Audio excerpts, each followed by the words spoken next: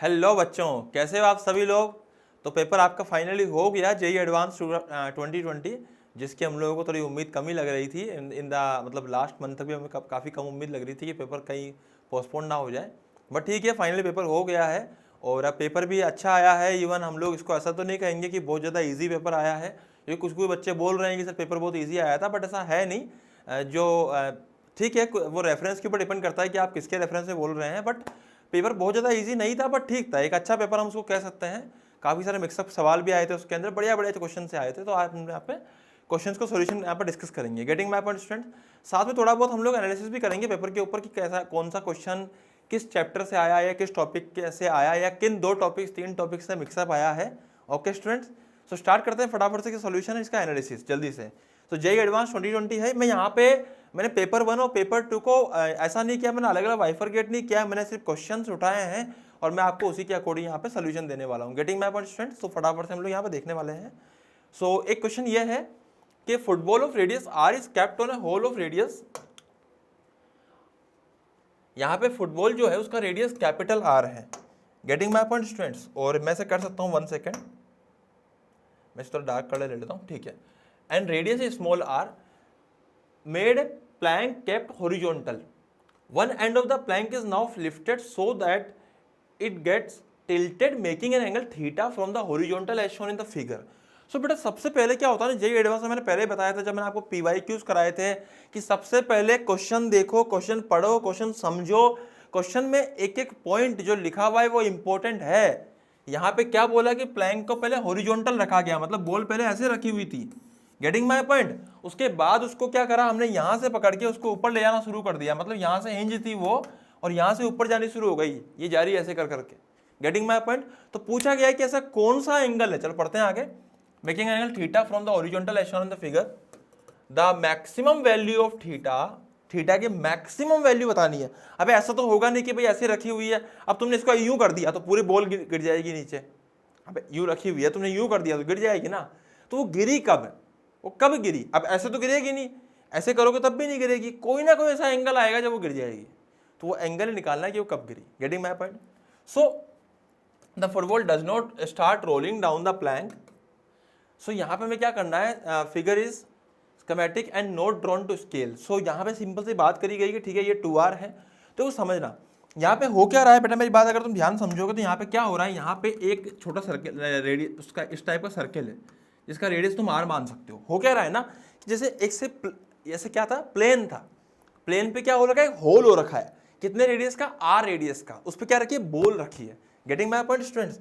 सो हमें यहाँ समझना क्या है कि इस तरीके से हम लोग यहाँ पे एक ट्राइंगल ड्रॉ कर सकते हैं। इसको मैं थोड़ा सा अलग कलर से ड्रॉ करता हूँ ताकि आपको थोड़ा सा इसको अलग तरह की फीलिंग आए। इसको ध्यान से देखो, मैं यहाँ पे अगर आप कहो तो इसको अलग से ड्रॉ भी कर देता हूँ, नोट इससे ब्लैक कलर से कर देता हूँ इसको। सो बेटा यहाँ पे हो क्या रहा है, ध्यान समझना। यहाँ पे हम ऐसा कह सकते हैं कि सर एक इस होल में रखा हुआ था, ध्यान समझना बेटा, और this radius small r and this radius is, यहाँ पे क्या बोल सकते हैं हम, कैपिटल R। ओके स्टूडेंट्स, अब मेरी बात ध्यान समझना भाई, एक सिंपल सी बात है, यहाँ बहुत सिंपल सा फंडा लगा है कि भाई बॉल कब गिरेगी।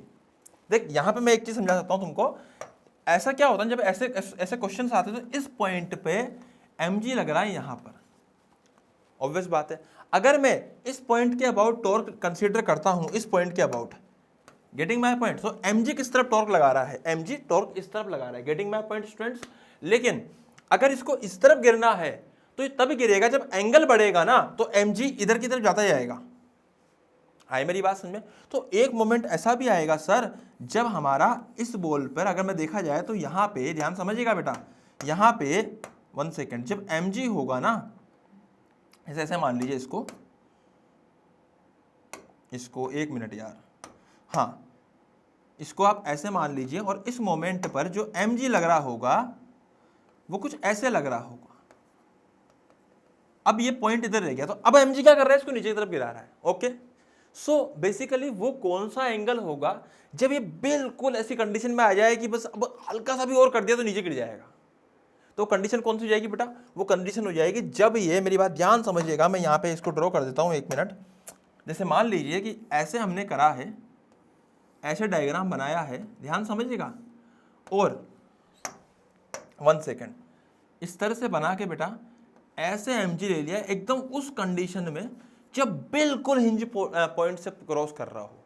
अभी mg का कोई टॉर्क नहीं आ रहा है, अभी जीरो टॉर्क आ रहा है, लेकिन अगर हल्का सा भी टिल्ट हो गया तो mg का टॉर्क आएगा, गिरा देगा। हल्का सा भी अगर इधर इधर है तो mg का टॉर्क उसको नहीं गिराएगा, वो इस तरह से इस तरफ फोर्स लगाएगा। Getting my point? जबकि उधर अगर करेंगे तो mg का टॉर्क उसको पीछे की तरफ गिरा देगा। समझ में आ रहा है ना बात? तो हमें क्या करना, बिल्कुल यहां से इसी जगह से पास हो रहा है भैया ये, और हम क्या कहेंगे, हमारी बात ध्यान से समझिएगा। यहां से मैं कह सकता हूं कि इसका मतलब सर अगर एंगल थीटा था तो हम लोगों को बेसिकली करना क्या है, हम लोगों को थीटा की वैल्यू निकालनी है in terms of small R and capital R. Getting my point student? तो यहाँ पे ये दे रखा है, ये दे रखा है, ये ऑप्शन दे रखा है, ये ऑप्शन दे रखा है, इसका थीटा हमें स्मॉल आर कैपिटल आर के टर्म्स में निकालना है। तो दिस इज थीटा, तो इसका मतलब हमें इस ट्राइंगल में, ये जो ट्राइंगल बना हुआ है यहाँ पे थीटा को इंट्रोड्यूस करना है, ताकि हम लोग, क्योंकि यहीं पर स्मॉल आर है और यहीं पे कैपिटल आर है, तो अगर ये थीटा ना, तो ये 90 माइनस थीटा हो जाएगा ये वाला, और ये भी 90 माइनस थीटा, तो ये हो जाएगा थीटा। सो बेसिकली थीटा की वैल्यू कितनी हो जाएगी एग्जैक्टली इस पॉइंट पे, साइन थीटा हम बोल सकते हैं, sine theta is perpendicular upon hypotenuse, तो perpendicular is R and hypotenuse is capital R. So this is the answer. So option number, I think यहाँ पे option number 1 is the correct option. Okay students, so इसको आप लोग note down कर सकते हो। बहुत जबरदस्त सवाल था, मतलब इसको, इस सवाल को हम लोग टफ तो नहीं कहेंगे, इस सवाल को हम लोग टफ तो नहीं कहेंगे इसको। जैसे अगर तुम मेरे से पूछोगे या कोटा किसी फैकल्टी से पूछोगे तो वो तो कहेगा इजी सवाल है यार, इसमें क्या है। लेकिन अगर मैं बच्चे के पॉइंट ऑफ व्यू से देखूँ इस सवाल को, तो बच्चे को यहाँ पे थोड़ा सा सोचना पड़ सकता है कि यार इस सवाल में देखो यहाँ पे बस क्रक्स क्या था सवाल का, क्रक्स सिर्फ इतना सा था, ये वाला पॉइंट कि अगर mg, अगर जिस पॉइंट के अबाउट हम टॉर्क लिख रहे हैं, अगर उसी पॉइंट से पास करता है तो वो एंगल होगा जिस उसके बाद वो mg उसको नीचे टिल्ट गिरा देगा। Getting my point? मतलब उसको mg ऐसा टॉर्क देगा कि गिर जाएगा। तो हमें वो वाला क्रक्स क्या है क्वेश्चन के अंदर कि mg इस पॉइंट से पास करना चाहिए। This is the crux of this question. Getting my point students?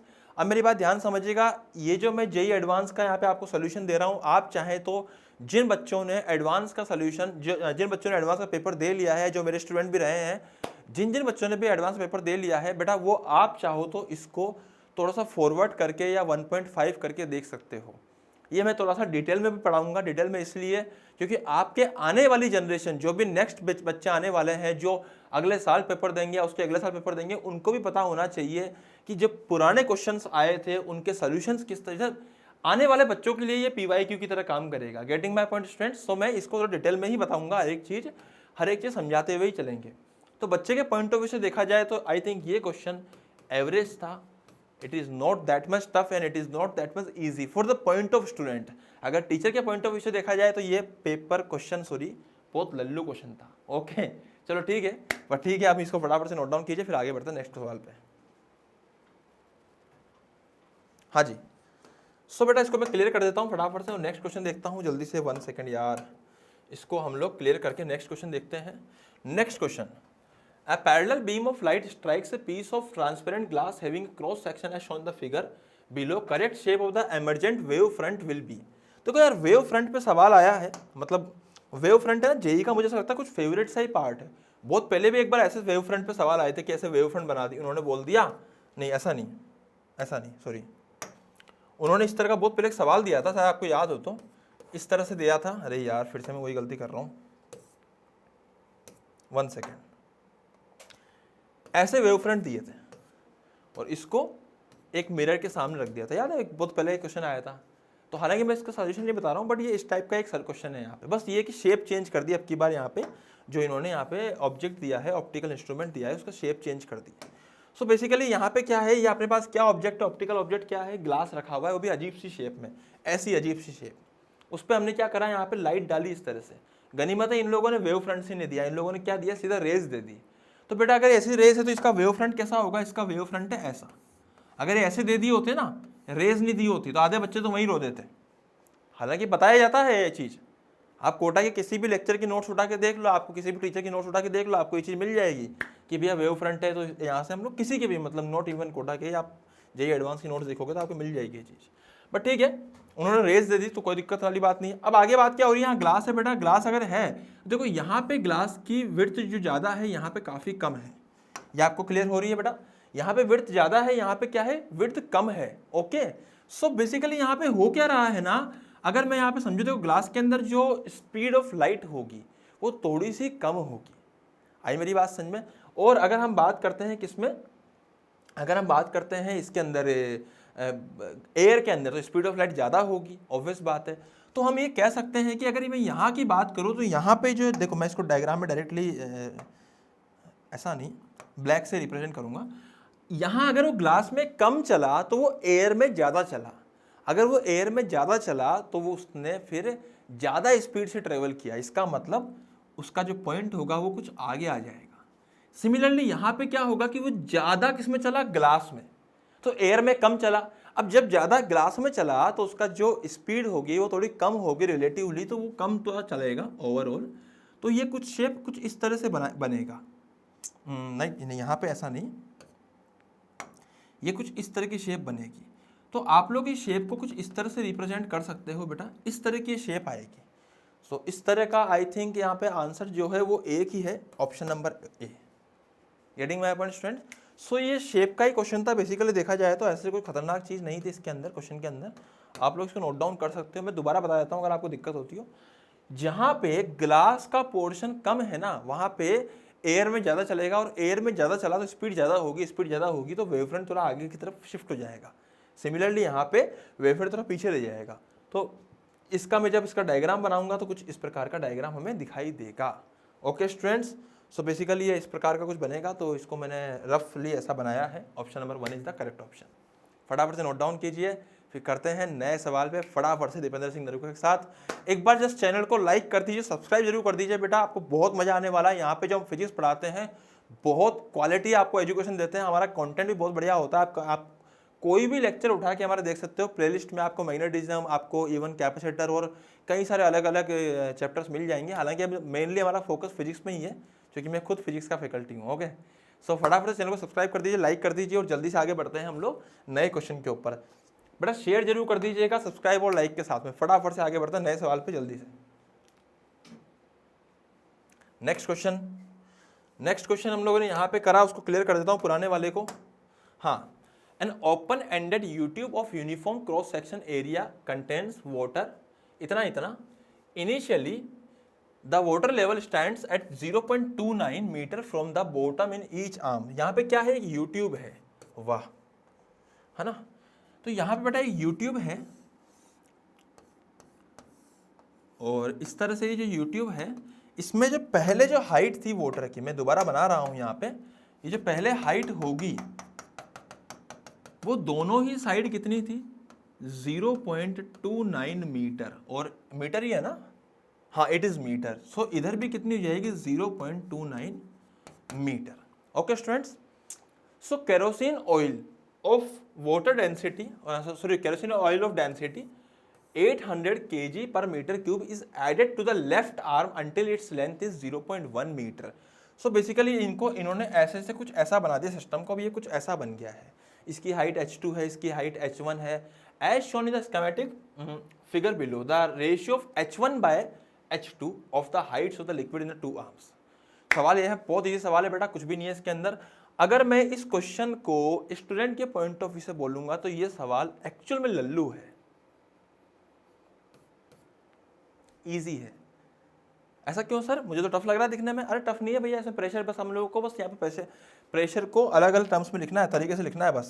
तो अगर मैं यहाँ पे देखो, सिंपल सी बात है, पहले कुछ ऐसा था सिस्टम, अब अगर मैं ऐसा लिखूंगा तो यहाँ पे मान लीजिए आप प्रेशर P1, यहाँ मान लीजिए आप प्रेशर P2। अरे P1 P2 होंगे तो बराबर ही यार, क्यों बराबर ही होंगे, एक ही तो लेवल पर है यार, तो P1 P2 बराबर होंगे। P1 कितना आएगा, सीधा सीधा लिख दे, P1 आएगा pressure atmospheric P0 plus density, density कितनी है साहब, यहाँ की डेंसिटी है केरोसिन की रो के इंटू इसकी हाइट कितनी है 0.1 इंटू जी, प्लस बचे हुए की कितनी है, बचाओ कितना आएगा भैया, बचा हुआ आएगा ये rho of water into H1 minus 0.1 into g. ये तो आया P1। यार यहाँ पे जगह कम पड़ रही है, मैं एक काम करता हूँ, मैं इस पूरे को कॉपी करके नेक्स्ट उस पर ले चलता हूँ। इसको एक काम करते हैं हम लोग, यहाँ से कॉपी कर लेते हैं, बेटा नेक्स्ट क्वेश्चन यहाँ पे कर लेते हैं इसको पेस्ट फटाफट से, है ना, अगर ऑप्शन आएगा तो पेस्ट का।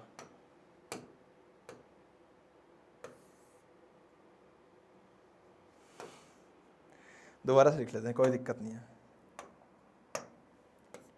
P1 is equal to P2, diagram में दोबारा बना रहा हूं बेटा, ध्यान समझिएगा। P naught is the atmospheric pressure, उसके बाद क्या आएगा अगर मैं लिखूंगा density of kerosene into 0.1 into G plus density of क्या, डेंसिटी ऑफ यहाँ पे आएगा water into height which is h1 minus 0.1 into जी।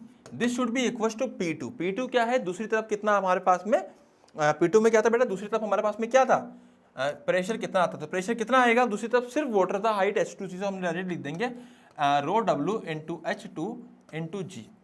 तो यहाँ से G से G सारे उड़ा दीजिए जो भी उड़ सकते हैं, यहाँ पे P नोट भी आएगा बेटा इस तरफ भी, तो इस P नोट से इस P नोट को भी उड़ा दीजिए, कुछ नहीं बचेगा, सिर्फ जो बचेगा वो उसको लिख रहे हैं हम दोबारा से। तो क्या क्या बचेगा, रो के बचेगा, रो के is 800 and 0.1 plus rho w which is 1000 and h1 minus 0.1, this is equal to rho w which is again 1000 into h2। I don't think ये क्वेश्चन बहुत ज़्यादा टफ है। यहाँ पे हम लोगों को h1 और h2 में एक इक्वेशन मिल गई। Getting my point students? एक तो ये तो एक इक्वेशन हो गई। दूसरी बात क्या है कि पहले जब हमने केरोसिन ऐड ही नहीं किया था तब कितना h1 और h2 था, तब एक तरफ देखो वो एक्चुअली h1 h2 क्या है, मैं यहाँ पे डायग्राम में समझाता हूँ आपको। बेटे डायग्राम में मेरी बात ध्यान समझिएगा, जब ये पहले बराबर भरा हुआ था ना तो इसकी हाइट 0.21 थी, सॉरी 29 थी, इसकी हाइट भी 0.29 मीटर थी। Are you getting my point? So the height of this side is 0.29, this side of 0.29। यही क्या हुआ ना कि यही चीज आगे चल के शिफ्ट हो गई, यहां पे शिफ्ट हो गई, और हुआ क्या, शिफ्ट हो गई है, कुछ ऊपर चली गई है, कुछ नीचे चला गया। Getting my point student? So this is now हम लोग क्या कह सकते हैं कि भाई अब क्या हो रहा है, यहाँ पे ये हमारे पास हो गया यहाँ पे h1, ये हमारे पास हो गया h2। Okay students, so basically h1 और h2 कितना हो जाएगा, h1 और h2 हो जाएगा बेसिकली अगर मैं देखा जाए तो वो हो जाएगा 0.29 प्लस 0.29 विच इज 0.58 प्लस 0.1। ये बहुत इंपॉर्टेंट है, बच्चे इसको भूल जाते हैं। बच्चे पता है गलती क्या करते हैं, यहाँ पे कॉमन मिस्टेक निकलेगी, मतलब करते क्या है, जो कॉमन मिस्टेक हुई होगी, ये मैं आपको सिर्फ अपने एक्सपीरियंस से बता रहा हूँ, जितने मैंने बच्चे देखे हैं ना जो गलतियाँ करते हैं जनरली, मैं आपको उसके अकॉर्डिंग बता रहा हूँ कि हाँ बच्चों ने इसी करी होगी, यहाँ पे 0.1 लिखना भूल गए होंगे, उन्होंने h1 प्लस h2 जल्दी से 0.58 कर दिया होगा। अबे डायग्राम में देखना, वो यहाँ पे जो h1 जो है ना वो मरकरी का जोड़ के लिखा हुआ है यहाँ पे 0.1, सॉरी नॉट मरकरी, मरकरी दिमाग में आया, केरोसिन का जोड़ के लिखा हुआ है, केरोसिन का कितना 0.1 है। आई मेरी बात समझे? तो h1 प्लस h2 क्या हो जाएगा, बेसिकली h1 प्लस h2 है उस पूरी हाइट जो 0.21 प्लस 0.29 प्लस 0.29 थी प्लस 0.1। सो बेसिकली ये कितना बन गया, दिस इज नाउ 0.68। सो ये हमारे पास में आया h1 प्लस h2। यार अब आप इसको सोल्व कर सकते हो। Now you can put the value of h1 here and h2 की आप एक काम कर सकते हो, यहाँ से वैल्यू एक काम कीजिए, इसको उड़ा दीजिए। मैं इसको सोल्व करने की सच बताऊँ तो मेरी इच्छा नहीं कर रही है इसको आगे, पर ठीक है कर लेते हैं अगर तुम्हारी इच्छा है तो। यहाँ पे मैं लिख लेता हूँ। अब यहाँ पे h2 कितना आएगा बेटा, h2 की अगर मैं वैल्यू लिखूंगा तो h2 कितना आएगा, ये इधर है 8 इंटू 0.1 तो जाएगा 0.8। बड़ी गंदी सी कैलकुलेशन, अब यार मुझे बड़ी बेकार कैलकुलेशन लग रही है। 10 multiply by h1 plus 10 multiply by 0.1, not plus minus आएगा यहाँ पे, तो इसको माइनस कर देना आप लोग यहाँ पे, और यहाँ पे क्या करोगे तुम 10 मल्टीप्लाई बाई 0.1 तो ये हो जाएगा -1। So this is our H2. So the H2 will be equals to 10H1 minus 0.2. So एक बार H2 H1 की ये इक्वेशन आ गई यहाँ पे, और एक बार हमारे पास में ये ऑलरेडी आ चुकी थी H1 प्लस H2, तो इसको आप सोल्व कर लेगा। सोल्व तो खुद ही कर लो यार, ना इसके आगे तुम खुद ही सोल्व कर लो, ठीक है। तो इसको सोल्व कर लीजिए बेटा, इसका आंसर निकाल लीजिएगा, और उसके बाद हम लोग पढ़ते हैं आगे सवाल पे। सवाल ये मुझे इजी लगा, मुझे टफ नहीं लगा, सीरियसली बताऊं तो ये क्वेश्चन बहुत ज़्यादा टफ मुझे तो नहीं लगा, और बच्चों के हिसाब से भी बताऊं अगर मैं, तो ये क्वेश्चन इजी माना जाएगा। अरे हम माथा पकड़ पकड़ बताते हैं कई बार कि भैया ऐसा इस तरह से जब भी यूट्यूब के क्वेश्चन आते हैं, आप लोग नोट्स उठा के देखिए, कोटा किसी भी फैकल्टी के, सबके एक जैसे होते हैं, तो अगर आप उठा के देखोगे नोट्स किसी भी के उठा के देख लो, ठीक है, तो किसी की भी अगर नोट उठा के देखोगे तो यहाँ पे प्रेशर हमेशा वो बैलेंस करते हुए ही दिखाई देंगे आपको। केरोसिन क्या पता नहीं क्या क्या डालते रहते हैं उसके, केरोसिन डाल दिया, कुछ अलग टाइप का लिक्विड डाल दिया, एलियन उठा के लिया उसको डाल दिया, जो भी है, खून डाल दिया, यहाँ पे तेल डाल दिया, पानी डाल दिया, जो भी डाल दिया। बहुत सारे ऐसे क्वेश्चन होते हैं जिसमें हम लोग सेम टाइप की चीजें करते हैं, प्रेशर बैलेंस करते हैं। सो आई डोंट थिंक कि ये क्वेश्चन कोई बहुत ज्यादा टफ था, मतलब नॉट टफ इवन, ये question even I think not according to me, according to student भी ये क्वेश्चन ईजी ही है। फटाफट से अगले सवाल पे करते हैं, जल्दी से इसका सोल्यूशन लिखिए। हाँ जी, नेक्स्ट क्वेश्चन। अरे यार, इसको क्लियर कर देते हैं बेटा और नेक्स्ट क्वेश्चन पे आगे बढ़ते हैं हम लोग। Next question, a particle of mass m moves in a circular orbit with potential energy this, one second, this, where f is a positive constant and r is distance। यहाँ पे सबसे पहले मैं कलर चेंज कर लेता हूँ ताकि तुमको दिखने में आसानी रहे। r is distance from the origin, its energies are calculated using the Bohr model। ओहो, तो बढ़िया सवाल है यार। इवन बोर मॉडल अगर आ गया है यहाँ पे और सर्कुलर ऑर्बिट की भी बात हो रही है तो ठीक है, बोर मॉडल की बात हो रही है यहाँ पे। इतना रेडियस, इतना यहाँ पे एक और बहुत तगड़ी चीज लग रही है, यहाँ पोटेंशियल एनर्जी की बात भी हो रही है। तो यहाँ कहीं ना कहीं क्वेश्चन जो चैप्टर है ना उसमें वर्क पावर एनर्जी का भी एक छोटा सा कॉन्सेप्ट आ रहा है। इसके अंदर इवन बोर मॉडल की बात आ रही है, तो भैया मॉडर्न फिजिक्स की भी छोटी सी बात आ रही है। And if the radius of the particle's orbit is donated by R, हालांकि इसमें सर्कुलर मोशन भी आ रहा है, मैं उसको बोलूंगा नहीं क्योंकि बोर मॉडल में हम लोग ऑलरेडी सर्कुलर मोशन को कंसीडर करते हुए उसको सोल्व करते हैं, ठीक है। बट हाँ, इन दो के ऊपर बढ़िया एक कॉन्सेप्ट यहाँ पे आ रहा है मिक्सअप का। So if the radius of the particle's orbit is denoted by capital R and speed and energy are denoted by V and E respectively, then for the nth orbit, अब बात करी गई है nth ऑर्बिट के लिए। चलो, nth orbit के लिए r क्या है, v क्या है, इस तरह के क्वेश्चन यहाँ पे बोले गए हैं। e क्या है, e के बारे में बात करी गई है। तो फटाफट से अपन देखते हैं इस क्वेश्चन के सोल्यूशन को। तो सबसे पहले हम यहाँ देखते हैं बेटा, यहाँ पे हमको दे रखा है potential energy. So basically potential energy को हम लोग कैसे रिप्रेजेंट करते हैं, इसने v से कर दिया, हालांकि इसने करा f इंटू आर। सो इन्होंने कैपिटल f ले लिया यार। एक काम करता हूँ, मैं इस कैपिटल f को f डैश कर लेता हूँ क्योंकि हम लोग जो फोर्स निकालेंगे उसको भी कैपिटल f ही बोलते हैं। तो बेटा फोर्स क्या होता है, फोर्स होता है minus del U by del R. तो जो फोर्स की वैल्यू आएगी इसको डिफरेंशिएट करने पे आएगी माइनस एफ डैश। इस एफ में और इस एफ में कंफ्यूज मत हो जाना, ये एफ अलग है, ये एफ अलग है। Getting my point. सो अब हम देखते हैं फटाफट से, यहाँ पे फोर्स हम निकाल चुके हैं। अगर फोर्स निकाल चुके हैं तो आर डिस्टेंस में, मतलब जो कोई भी पार्टिकल अगर सर्कुलर मोशन में घूम रहा है तो उसको भैया नेसेसरी सेंट्रीपिटल कौन प्रोवाइड करेगा, यहाँ पे फोर्स कर रहा है। तो ये फोर्स ही किसके बराबर हो जाएगा, हम लोग लिख देंगे mv square by R is equal to minus, not minus, हमें माइनस नहीं लूंगा यहाँ पे, तो मैं इसको मिटा देता हूँ फटाफट से, F dash, where this F dash is not, मतलब फोर्स तो है पर वो इससे अलग है, ठीक है। Getting my point. सो इसमें कंफ्यूज मत होइएगा भैया, ये कॉन्स्टेंट था जो ऊपर गिवन था हम लोगों को, ठीक है। अब हमसे बोला क्या गया है यहाँ पे, उसके बाद क्या बात करी गई है, ठीक है भैया, हम लोगों ने इजी लिख लिया। अगर यहाँ पे energies are calculated using Bohr model, अगर बोर मॉडल को यूज करके एनर्जी कैलकुलेट करी गई है तो बोर मॉडल में भैया एक और फंडा होता है mvr, मतलब angular momentum is equal to nh upon 2 pi, nh by 2 pi. Getting my point student. So यहाँ से हम लोग क्या कर सकते हैं, यहाँ से r की वैल्यू उठा के यहाँ पुट कर दो। सो mv, r की वैल्यू कितनी आएगी यहाँ पे, r की वैल्यू आएगी mv square by F dash is equal to, यहाँ कितना आएगा nh by 2 pi. I think मैं सब कुछ सही किया, यहाँ पे r की वैल्यू उठा के मैंने mv square by F dash डाल दिया है। सो इससे यहाँ पे आ गया यार, फिर से जगह की कमी हो गई, गलती कर दी मैंने यार। एक काम करता हूँ मैं,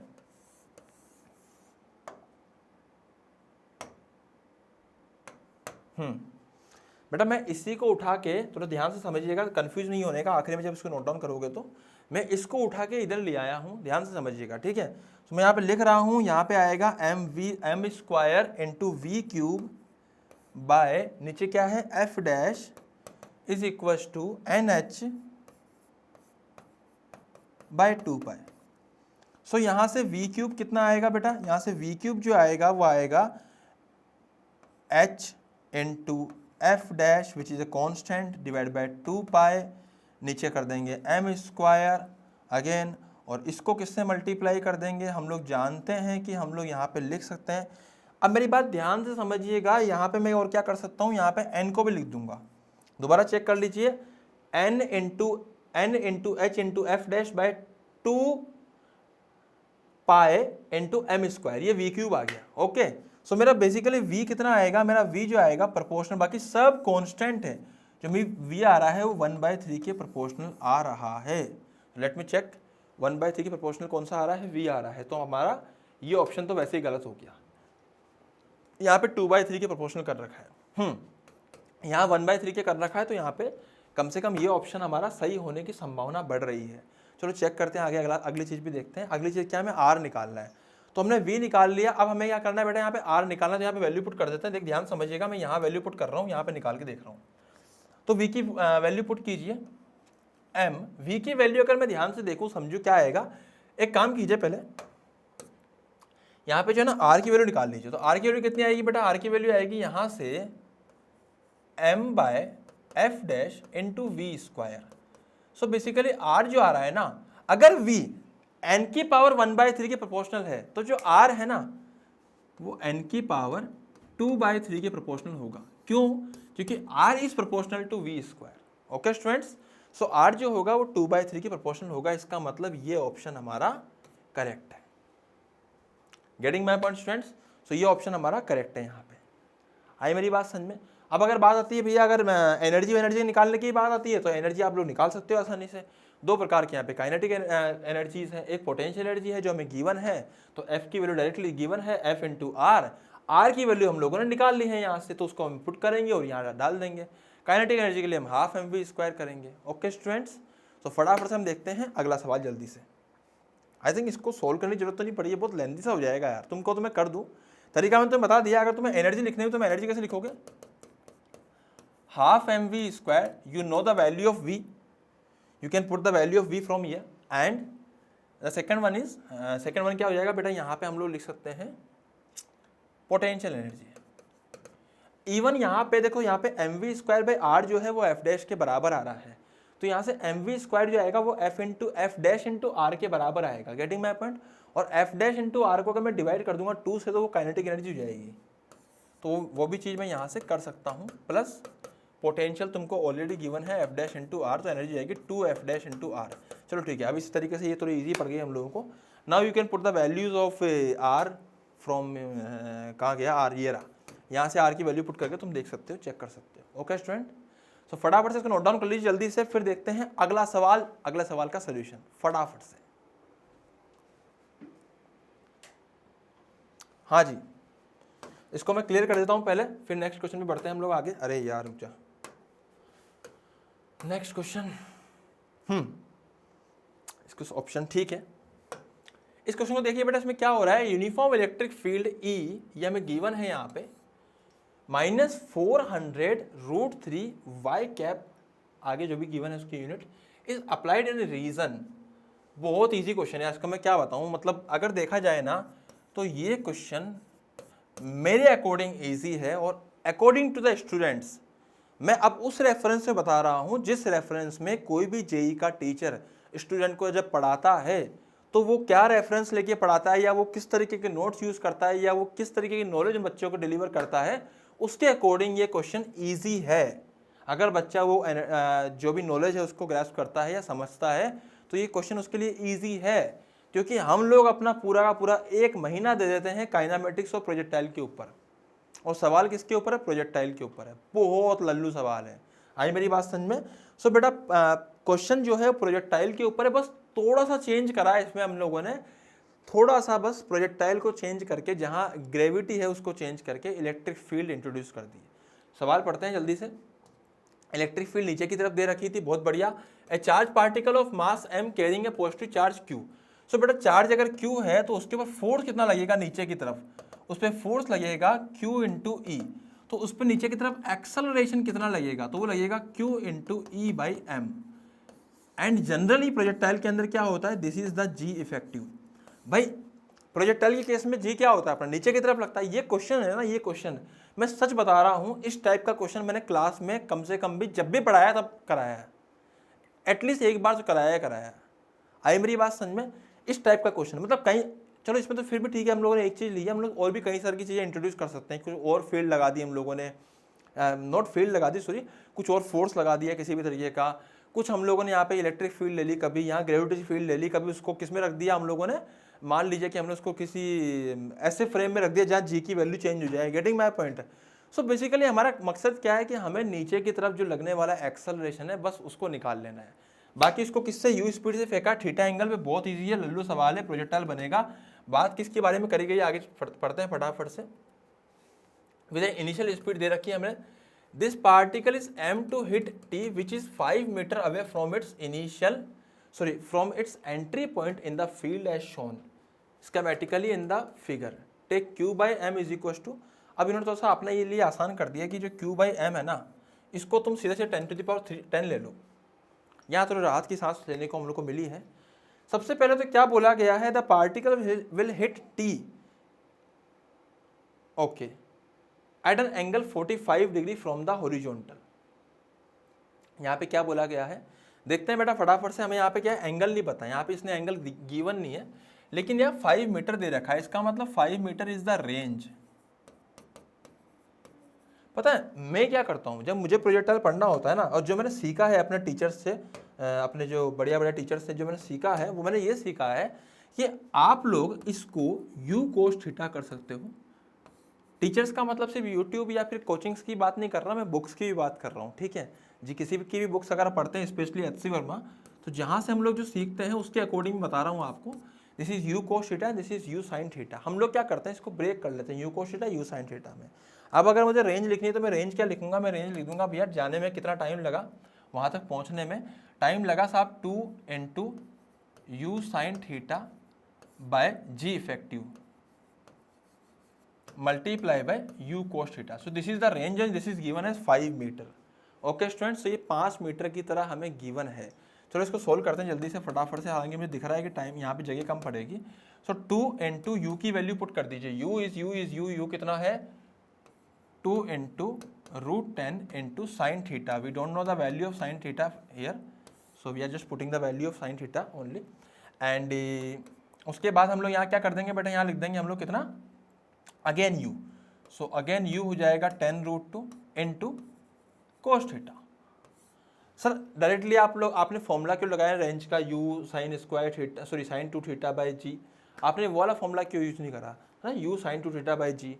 एक फॉर्मूला मैं यूज़ कर सकता हूँ, कोई बड़ी बात नहीं, जनरली फॉर्मूला यूज़ करते हैं, बट मैं अपना बता रहा हूँ तरीका कि मुझे याद है, अगर नहीं रहता तो मैं क्या करता हूँ, मुझे टाइम का याद रहता है, और टाइम का भी कभी, चलो छोड़ अभी उसके बारे में बात नहीं करूँगा। मुझे सिर्फ एक कंडीशन याद रखनी होती है, बाकी मैं सारे फॉर्मूले खुद ही बना लेता हूँ। ऐसा जरूरी नहीं कि आप भी ऐसे ही करो, बस ठीक है आपको फॉर्मूला याद भी रहेगा तो उसमें कोई इशू नहीं है, आप तो जल्दी कर लोगे, कोई दिक्कत नहीं उसके अंदर। तो बेटा जी इफेक्टिव इज बेसिकली कितना, Q into capital E by M. So यहाँ से डियर बच्चों ये समझ में आया हम लोगों को कि दिस इज वॉट 10⁻10। कहाँ लिखूं यार, इसको क्या करें, अरे भैया यहाँ पे 10⁻6 भी था यार, टोटल मैं ना 10⁻12 कर लेता हूँ यहाँ पे। सो ऐसी ऐसी मुसीबतें जब होती है ना जीवन में तो बहुत बुरा लगता है। चलो ठीक है, 2 sine theta into cos theta, इसको फटाफट से लिख दे कितना, साइन 2 थीटा। अब मैं फॉर्मूले पे आ रहा हूँ जल्दी से, multiply by 2 10 square into 2 into √10 कितना जाएगा 4, तो बेसिकली बन जाएगा 4 और ये जाएगा 40, क्योंकि √10 इंटू √10 कितना जाएगा 10 हो जाएगा, इंटू 10⁻12 डिवाइड बाय नीचे कितना आएगा 10⁻10। ई की वैल्यू कितनी है 400√3, उड़ा दो जो उड़ सकता है, क्या उड़ सकता है, ये उड़ गया लगभग, ये डबल जीरो से मिला के सारा ही उड़ गया। इसको इससे उड़ा दो, ये कितना रह जाएगा 10 रह जाएगा, इसको भी इससे उड़ा दो, ये 2 रह जाएगा। तो बेसिकली यहाँ पे साइन 2 थीटा की वैल्यू कितनी आएगी, √3/2 हो गया। आया मेरी बात समझ में? तो साइन 2 थीटा की वैल्यू √3/2 आ रही है। √3/2 कब आती है साइन में, 60 पे, तो थीटा कितना आएगा 30 पे। तो 30 डिग्री पे आ रहा है। सो इसने क्या बोला था, particle will hit T if the projected either eight an angle 30 और 60 from the horizontal. Getting my point. अब अगली बात क्या है बेटा, यहाँ पे टाइम टेकन की बात करिए। अब मैंने थीटा एंगल निकाल दिया, अब तुम बाकी सब चीज़ें निकाल सकते हो। टाइम की अगर बात करेंगे, दिस इज टाइम, एंड उसके बाद क्या किया था, particle by taken to hit the time की बात करिए। तो टाइम आई थिंक तुम निकाल सकते हो आसानी से, कोई बहुत बड़ी बात नहीं है। तुम जस्ट यहाँ पे वैल्यू पुट कर दीजिए साइन थीटा की and you will get the answer. Okay student, so आपको यहाँ पे आंसर मिल जाएगा आसानी से। यहाँ पे एक बात करी गई है थीटा एंड 60 की, 30 एंड 60 की बेटा। तो एक बात ध्यान रखिएगा, यहाँ पे एक बात अच्छे से ध्यान रखिएगा। यहाँ पे मैंने 60 तो यहाँ पे मैंने डायरेक्टली बोल दिया तुमको 60, तो इसका आंसर हो जाएगा 30। बट एक्चुअली होता है क्या ना, जब मैं रेंज की बात करता हूँ तो रेंज में क्या होता है कि अगर एक एंगल अगर थीटा है ना, तो सेम रेंज हमें 90 माइनस थीटा पर भी मिलती है। प्रोजेक्टाइल में पढ़ता है हम लोग ये चीज़, है ना। और बेसिकली अगर यहाँ देखा जाए तो ये भी इसका सोल्यूशन क्या है ना, अधूरा ही है। अगर हम एक सोल्यूशन लिखते हैं तो मैथमेटिक्स के अकॉर्डिंग इसके और भी कई सारे सोल्यूशन आएंगे, वो तुम अच्छे से जानते हो, है ना। एक सोल्यूशन इसका और आएगा, 120 डिग्री पे भी आएगा। आई थिंक मेरी बात समझ में। तो इसीलिए यहाँ पे अगर हम लोग 30, चलो ठीक है, हमने अपनी सहूलियत के लिए 30 लिख दिया, पर 30 is not the only answer, 60 is also the answer. क्योंकि एक तरीका तो ये भी है कि जब हम फिजिक्स में पढ़ते हैं वहाँ पे कि रेंज जो होती है सेम होती है दो अलग अलग एंगल के लिए, एक थीटा और एक 90 माइनस थीटा के लिए। ओके स्टूडेंट्स, तो फटाफट से इसको नोट डाउन कर लीजिए, फिर अगला सवाल देखते हैं जल्दी से फास्ट।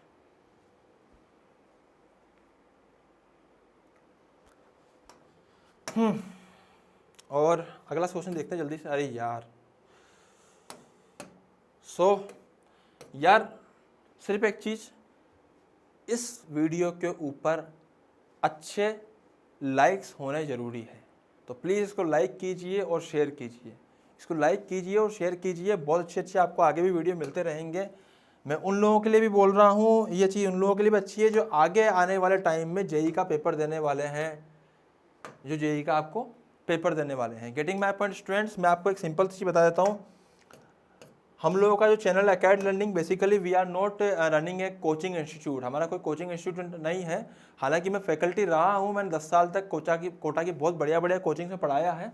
बट अभी हम लोग कोई कोचिंग नहीं चला रहे हैं। ये यूट्यूब चैनल है जिसके ऊपर आपको बहुत बढ़िया कंटेंट हम लोग डायरेक्टली यहाँ पे दे रहे हैं। ओके स्टूडेंट्स, हम लोगों का बेसिकली कोई कोचिंग नहीं है कि मैं आपको यहाँ पे आऊँगा और उसके बाद प्रमोशन करूँगा कि ठीक है अब आप यहाँ पे आइए, 10% डिस्काउंट, 20% डिस्काउंट आपको बनाऊँगा। ऐसा कुछ भी नहीं है। हम लोगों के यहाँ पे सिंपल मैं आपको यूट्यूब पर ही एजुकेशन दे रहा हूँ, जितना भी मेरे पास टाइम होता है उसको लेकर। बाकी अकेड लर्निंग एक स्टार्टअप है, इसके बारे में आपको कभी किसी और लेक्चर में या किसी और वीडियो में बताऊँगा। Okay students, so we are actually working on very innovative things in the education. So हम लोग का कोई कोचिंग इंस्टीट्यूट नहीं है, बट मैं फैकल्टी हूँ और एज ए फैकल्टी मेरे को इच्छा होती है कि मैं फिजिक्स से कनेक्टेड रहूँ, क्योंकि मैंने 10 साल तक फिजिक्स पढ़ाई भी है। और हालांकि मैं कनेक्टेड हमेशा रहता हूँ और लगातार हम लोगों के वीडियो आते रहते हैं। तो हम लोग यहाँ पे वीडियोस आप लोगों को एक तरह से समझ लीजिए कि हम लोग चाहते हैं कि बच्चों को एक अच्छा एजुकेशन, एक प्रॉपर एजुकेशन कोटा का, जिसके अंदर कोटा की फील आए, जिसके अंदर कोटा के नोट्स इन्वॉल्व हो, जिसके अंदर कोटा के टीचर्स इन्वॉल्व हो, वो हम लोग आपको यूट्यूब पे प्रोवाइड करते रहे और आप सीखते रहो। आपको हम लोग यहाँ पे एक एक चीज़ डिटेल में बताएंगे। Getting my point students. तो पूरे वीडियो को मैं चाहता हूँ कि आप लोग लाइक जरूर कीजिएगा और चैनल को सब्सक्राइब कीजिए और लोगों को शेयर कीजिए जिन लोगों को भी इसकी जरूरत है। तो स्टूडेंट्स, क्वेश्चन क्या है, shown in the figure in a semiconductor metallic strip that has thickness T and resistivity rho, its inner radius is R1 and outer radius is R2.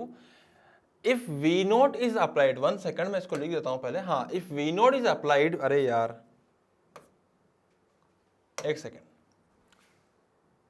if V naught is applied between its two ends, तो कहाँ V not apply कर रहे हैं बेटा हम लोग, यहाँ पे अप्लाई कर रहे हैं इसके दो एंड पे। Current I flows in it, in addition it is observed that a transverse voltage delta V develops between its inner and outer surface due to purely kinetic effects of moving electrons. तो यहाँ पे क्या होता है ना बेटा, इसमें advance के अंदर हमें एक एक पॉइंट पे ध्यान देना पड़ता है, क्या क्या क्वेश्चन में लिखा हुआ है। उसने क्या कहा कि जो इलेक्ट्रॉन है वो प्योरली काइनेटिक इफेक्ट्स की वजह से घूमे हैं। अब मेरी बात समझने वाली यहाँ पर यह है कि भैया अगर मान लीजिए, 1 सेकंड ध्यान सुनिएगा, 1 मिनट, मैं आपसे कह रहा हूँ कि भैया इस तरह से इस पाथ पे अगर मान लीजिए हमारे जो इलेक्ट्रॉन्स बोलो या फिर जैसे करंट कैसे मूव करता है, वैसे करंट जनरली ऐसे मूव करता है, बट होता क्या है ना कि अगर जिस तरफ करंट मूव करता है उस तरफ हम क्या मानते हैं कि चार्ज मूव कर रहे हैं। कौन से वाले, उस तरफ चार्ज मूव कर रहे हैं पॉजिटिव वाले, तो इसका मतलब जो ई है प्लस वाला है वो इस तरफ मूव कर रहा है, कन्वेंशनली हम लोगों ने मान के चले हैं। ओके स्टूडेंट्स, सो हम लोग क्या बोलेंगे कि इस तरफ हमारा वी मूव कर रहा है, इसका मतलब वी सॉरी ई मूव कर रहा है, और ई कितनी स्पीड से मूव कर रहे हैं, वीडी की स्पीड से, drift velocity. Getting my point students? So drift velocity से मूव कर रहे हैं, हम ये जानते हैं, लेकिन ऐसे मूव कराने के लिए सर हम लोगों को कौन सा नेसेसरी फोर्स चाहिए, वो तो है ही नहीं यहाँ पे। आई मेरी बात समझ में? तो हम लोग क्या बोलेंगे, रोटेटिंग फ्रेम में हम बोलेंगे कि इसके ऊपर सेंट्रीफ्यूगल फोर्स लगेगा और ये यहाँ जाके इकट्ठे हो जाएंगे चार्ज, तो इस तरफ आ जाएगा पॉजिटिव चार्ज और इस तरफ आ जाएगा एक नेगेटिव चार्ज। ओके स्टूडेंट्स, सो हम लोग क्या बोलेंगे कि इस तरफ एक इलेक्ट्रिक फील्ड जनरेट होगी या फिर एक इलेक्ट्रिक फील्ड इंड्यूस होगी, उसकी वैल्यू कितनी हो जाएगी, अभी देखते हैं यहाँ पे फटाफट से। देखो उसकी वैल्यू कितनी हो जाएगी सर, उसकी वैल्यू हो जाएगी, देखो एक सिंपल सी बात है, उसकी वैल्यू हम लोगों को यहाँ पे निकालनी है, लेकिन हम ये जानते हैं कि उस electric field multiply by E, मतलब जो फोर्स लगेगा एक इस तरफ एक फोर्स लगेगा, वो फोर्स एक्चुअली रियलिटी में कर क्या रहा होगा। देखो अगर हम एकदम कोर रियलिटी में जाते हैं तो बेसिकली होता क्या है ना कि यहाँ पे इलेक्ट्रॉन मूव कर रहे हैं, सच्चाई तो ये है। आई मेरी बात समझ में? तो आप इसको मूव नहीं कराते हुए अगर आप रियलिटी में अगर इलेक्ट्रॉन्स को ही मूव कराते हो तो होता क्या, इलेक्ट्रॉन इधर मूव कर रहे हैं, और हम लोगों को क्या चाहिए, हम लोगों को इस इलेक्ट्रिक फील्ड की वजह से, ये इलेक्ट्रिक फील्ड किस तरफ होगी बेटा, इस तरफ होगी, पोटेंशियल हाई कौन सा होगा, ये होगा, लो कौन सा होगा, ये होगा। सो ऑप्शन नंबर बी तो यही करेक्ट हो गया कि जो बाहर वाला है वो हाई पोटेंशियल होगा, अंदर वाला लो पोटेंशियल होगा। इलेक्ट्रिक फील्ड अंदर की तरफ है, फोर्स कहाँ लग रहा है, अरे फोर्स कहाँ लग रहा है, फोर्स इसके अपोजिट डायरेक्शन में लग रहा है। तो बेसिकली हम लोग क्या बोलेंगे, फोर्स के लिए बोल देंगे हम लोग जो E इंटू ई है, इसी को हम लोग किससे बैलेंस करेंगे, mv² बाई आर से। v क्या है, vd है, r क्या हो जाएगा, स्मॉल r हो जाएगा। Getting my point students? तो यहाँ से E की वैल्यू कितनी मिलेगी हम लोगों को, वो मिलेगी m इंटू वी डी का whole square by R into E. Okay, so basically ये जो E है ये क्या है, ये जो E आया है ये हम लोगों को किसके टर्म्स में मिला, Vd और स्मॉल r के टर्म्स में मिला है। ओके, अगर मुझे डेल्टा V निकालना हो, what is delta V? Delta V जो पोटेंशियल डिफरेंस जनरेट हुआ है इन दोनों के बीच में, तो कितना होएगा, चलो चेक करते हैं फटाफट से। तो डेल्टा V की जो वैल्यू आएगी बेटा वो कितनी आ जाएगी, यहां से हम कह सकते हैं कि वो आएगी E डॉट डी आर। तो just integrate this thing and what you will get is m Vd का whole square by E into R D R.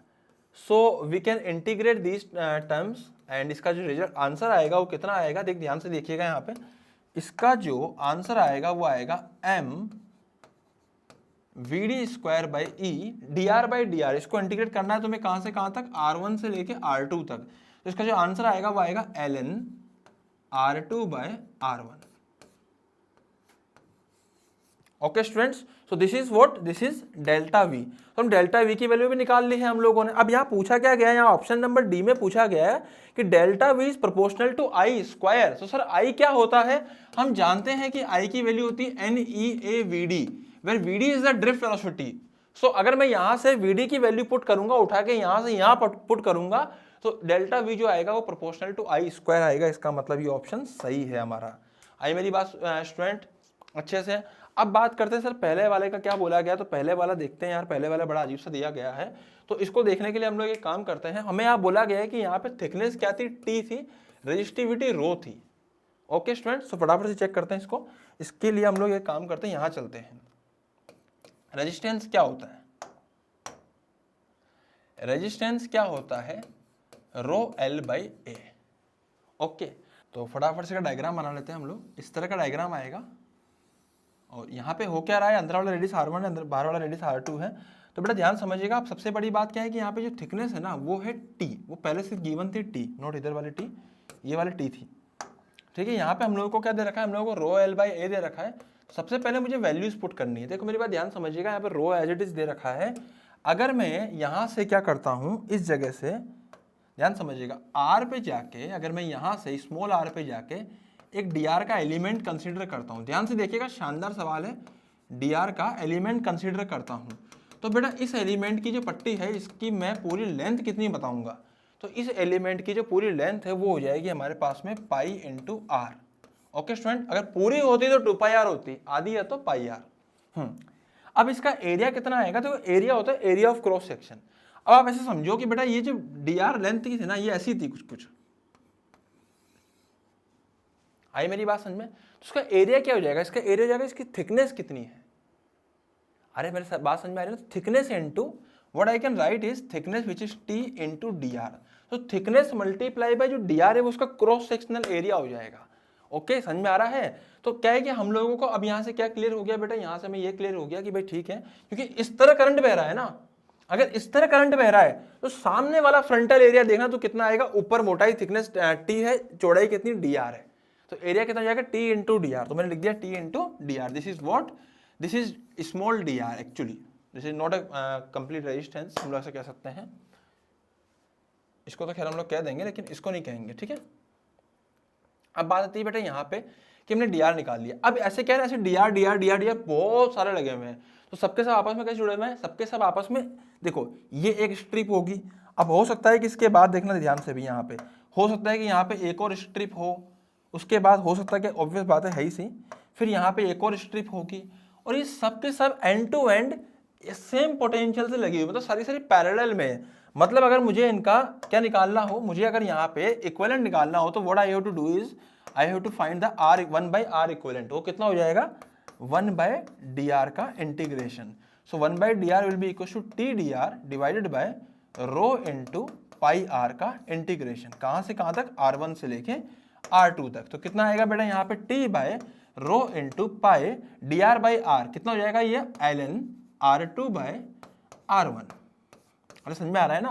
तो ये क्या आ गया हमारे पास में, ये आ गया 1/r इक्विवेलेंट। तो करंट की वैल्यू कितनी आएगी बेटा, करंट होता है कितना, v नोट बाय r। सो v नोट कितना है, v नोट को तो v नोट रहने दीजिए, और r कितना है, r नीचे नहीं लिखना, 1/r लिखना है, तो डायरेक्टली वैल्यू पुट कर दीजिए, it will be t by rho into pi ln, कितनी वैल्यू बेटा इसकी, वैल्यू पुट कर दीजिए ln r2 बाय r1। सो ये हो गया हमारा सोल्यूशन इस पर्टिकुलर क्वेश्चन का। Getting my point students? So ये सोल्यूशन हो चुका है। अब देखते हैं नया सवाल, फटाफट से इसको नोट डाउन कर ली, जल्दी से आगे बढ़ते हैं नेक्स्ट क्वेश्चन पे, जल्दी से फास्ट, जल्दी से इसको देखते हैं अगले सवाल पे, जल्दी से। 1 मिनट, यहां से हम लोग वापस आते हैं। अरे यार 1 मिनट।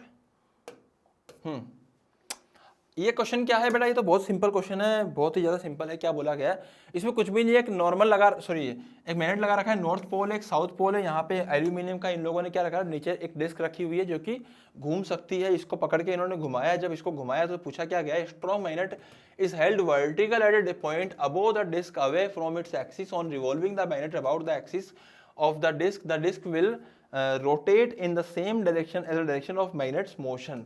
तो ये आंसर होएगा इसका, और इसका एक्सप्लेनेशन लेंस लॉ से। Getting my point students? So Lenz law से क्या होएगा, एक्चुअली होता है क्या, जैसे मान लीजिए हम लोग क्या कर रहे हैं, नॉर्थ पोल को हम लोग क्या कर रहे हैं, ऐसे पकड़ के इसको ऐसे घुमा रहे हैं, तो इसके अंदर भी फ्लक्स कुछ ऐसे जनरेट होएगा कि वो इसको अपोज करेगा, जो फ्लक्स का चेंज हो रहा है, तो कंटिन्यूसली फ्लक्स का चेंज हो रहा है उसी को अपोज करेगा। Getting my point students? So ये सब चीजें तो बहुत आसान है, हालांकि एग्जैक्टली अगर देखा जाए, जैसे मैं एक मिनट बेटा, एक सिंपल चीज बोल दूं मैं, इस क्वेश्चन का मैंने आपको रिव्यू नहीं दिया, एक सेकंड। अगर देखा जाए तो ये जो क्वेश्चन था ना, इसका अगर मैं रिव्यू की बात करता हूं, इसके ऊपर अपन बात करते हैं क्वेश्चन कैसा था, एनालिसिस करते हैं क्वेश्चन का, तो इस क्वेश्चन को हम लोग टफ कैटेगरी में कंसीडर कर सकते हैं। अब टफ के भी दो चीजें तरीके होते हैं। देखो, अगर हम लोग जेई मेंस की और अगर नीट की बात करते थे, जब भी हम करते हैं या जब भी करा करते हैं, तो टफ मतलब वहां पे सिर्फ इतना होता है कैलकुलेशन वाइज लंबा। लेकिन जे एडवांस में ऐसा नहीं होता। जे एडवांस में क्या कैटेगरी होती है भैया, एक तो कॉन्सेप्ट कितने उसके अंदर मिक्स हो रहे हैं। तो बेसिकली यहाँ पे क्या हो रहा है बेटा, यहाँ पे सर्कुलर मोशन अलग लग रहा है, सर्कुलर मोशन अलग लग रहा है, उसके अलावा क्या हो रहा है, यहाँ पे करंट इलेक्ट्रिसिटी अलग लग रही है, ऊपर से फिर यहाँ पे इलेक्ट्रोस्टैटिक्स अलग लग रहा है, क्योंकि इलेक्ट्रोस्टैटिक्स से क्या हो, पोटेंशियल जनरेट हुआ, डिफरेंस जनरेट हुआ, पोटेंशियल डिफरेंस। सो बेसिकली ये क्वेश्चन अगर ओवरऑल देखा जाए ना, तो एक बढ़िया सवाल था। मैं तो इसको टफ कैटेगरी में बोलूंगा अकॉर्डिंग टू द स्टूडेंट। सिर्फ कैलकुलेशन वाइज नहीं, कैलकुलेशन वाइज भी इसमें थोड़ी सी टफनेस है, हल्का सा कैलकुलेशन टफ है, लेकिन जे एडवांस के लिए कुछ भी नहीं है बच्चों के लिए। लेकिन इसका कॉन्सेप्चुअली अगर अपन बात करते हैं तो पेपर अच्छा था, मतलब नॉट पेपर, ये क्वेश्चन अच्छा था। टीचर्स के हिसाब से देखा जाए ठीक है, टीचर लोग इसको कर सकते हैं, कोई बड़ी बात नहीं है, इस टाइप के क्वेश्चन मिल जाते हैं बुक्स वगैरह में, बट वैसे अच्छा सवाल था ओवरऑल। तो this question is good one. And हम लोग नेक्स्ट अगर क्वेश्चन देखते हैं तो इस क्वेश्चन में भी ये है कि इस क्वेश्चन को हम लोग क्या बोलेंगे, theoretically it is easy question. Getting my point students? So इसको मैं क्लियर कर दूं 1 सेकेंड, आगे बढ़ते हैं हम लोग नेक्स्ट क्वेश्चन पे फटाफट से। 1 सेकेंड यार। हाँ, इस पे बात करते हैं इस क्वेश्चन के लिए। तो यहाँ पे हमारे पास में क्या है, a circular coil of radius r and n turns has negligible resistance. तो बेटा यहाँ पे क्या हो रहा है, r है, n नंबर ऑफ टर्न्स है किसके अंदर, सर्कुलर कॉइल में। मतलब ये दिस इज द कॉइल जिसका रेडियस भी हमें पता लग गया, जिसका हमें नंबर ऑफ टर्न्स भी पता लग गया। As shown in the figure, its two ends are connected to two wires and it is hanging by those wires with its plane being vertical. The wires are connected to the capacitor with a charge Q through a switch. So switch के द्वारा वो charge Q लगा हुआ है वहां पे। The coil is in a horizontal uniform magnetic field B naught parallel to the plane of the coil. Okay students, so वो parallel है B naught के ही। When the switch is closed, the capacitor gets discharged through the coil in a very short time. By the time the capacitor is discharged fully, magnitude of the angular momentum gained by the coil will be. So पूछा क्या गया हम लोगों को, magnitude of angular momentum पूछा गया है। So बेटा हम लोग angular momentum तो डायरेक्टली यहाँ लिख पाए नहीं लिख पाए, लेकिन हम टॉर्क जरूर लिख सकते हैं, क्योंकि हर बच्चे के दिमाग में एक ही चीज आती है, टॉर्क तो मैं लिख सकता हूँ।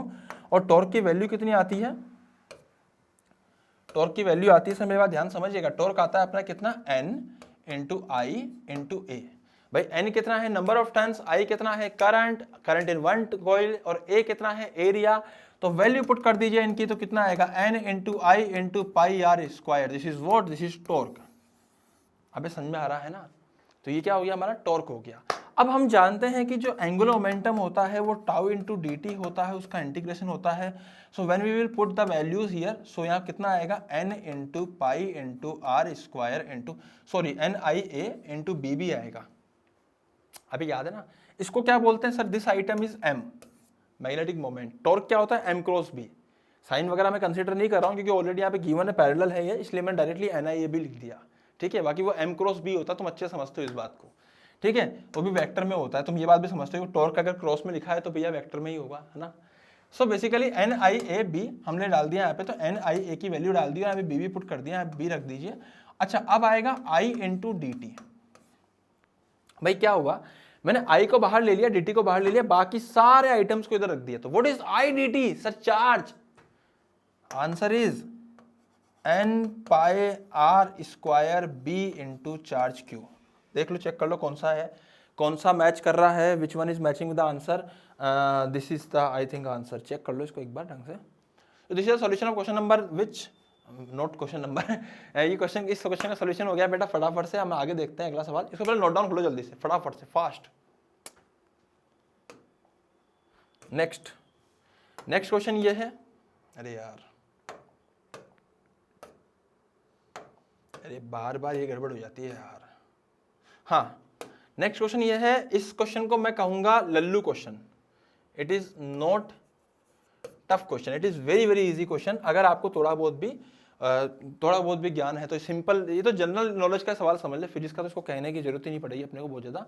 थोड़ा बहुत ऐसे रोटेशन का कॉन्सेप्ट है इसके अंदर, हालांकि रोटेशन का ही कॉन्सेप्ट है, बट ये जनरल फिजिक्स से भी हो सकता है, जनरल नॉलेज से भी हो सकता है। अगर थोड़ा बहुत कॉन्सेप्ट खुद से दिमाग से लगाओगे तो करना क्या है, ध्यान समझना। Small roller of diameter 20 centimetre, मतलब ये जो बाहर का है इसका डायमीटर 20 सेंटीमीटर है, मतलब इसका जो रेडियस है वो 10 सेंटीमीटर होगा, और अंदर वाले का जो होगा उसका 5 सेंटीमीटर का रेडियस होगा, है ना। It is on a horizontal floor and metre scale is position, metre scale को इस तरह से पोजिशन करा हुआ है हम लोगों ने on edge of the top of the axle. The scale is now pushed slowly on the axle so that it moves without slipping on the axle and the roller starts rolling without slipping after the roller has moved 50 centimetre. बात क्या है कि बड़ा वाला roller अगर 50 centimetre move कर गया तो भैया डिस्टेंस कितना मूव करा उसने, 50 सेंटीमीटर। और तो 50 सेंटीमीटर मूव करने के लिए हम लोग जानते हैं कि भैया हम लोग लिखते हैं थीटा बराबर L/R। तो हमने क्या करा कि एंगुलर पोजिशन डिस्प्लेसमेंट कितना करा, उसने एंगुलर डिस्प्लेसमेंट कर लिया मान लीजिए 5 का, है ना। यूनिट यूनिट को बाहर में जान दो अभी। तो अंदर वाला जो है ना छोटा वाला, उसने कितना एंगुलर मोमेंट, कितना एंगुलर डिस्प्लेसमेंट करेगा, सॉरी अंदर वाला भी सेम ही करेगा 5 के हिसाब से। अबे सही है ना। सो बेसिकली अगर मैं अंदर वाले की बात करूं तो अंदर वाले का डिस्प्लेसमेंट कितना आएगा, एस डैश, वो आएगा 5 इंटू इसका रेडियस कितना है 5, तो 25 सेंटीमीटर इसका डिस्प्लेसमेंट होगा। मतलब अंदर वाला 25 घूमा, इसका मतलब स्केल जो है ना वो विदाउट रोलिंग मूव कर रहा है, विदाउट स्लीपिंग मूव कर रहा है। तो स्केल ऐसे जाएगा, जो ऐसे करते करते आगे आगे आगे करते जाएगा तो क्या 25 सेंटीमीटर आगे सरक जाएगा।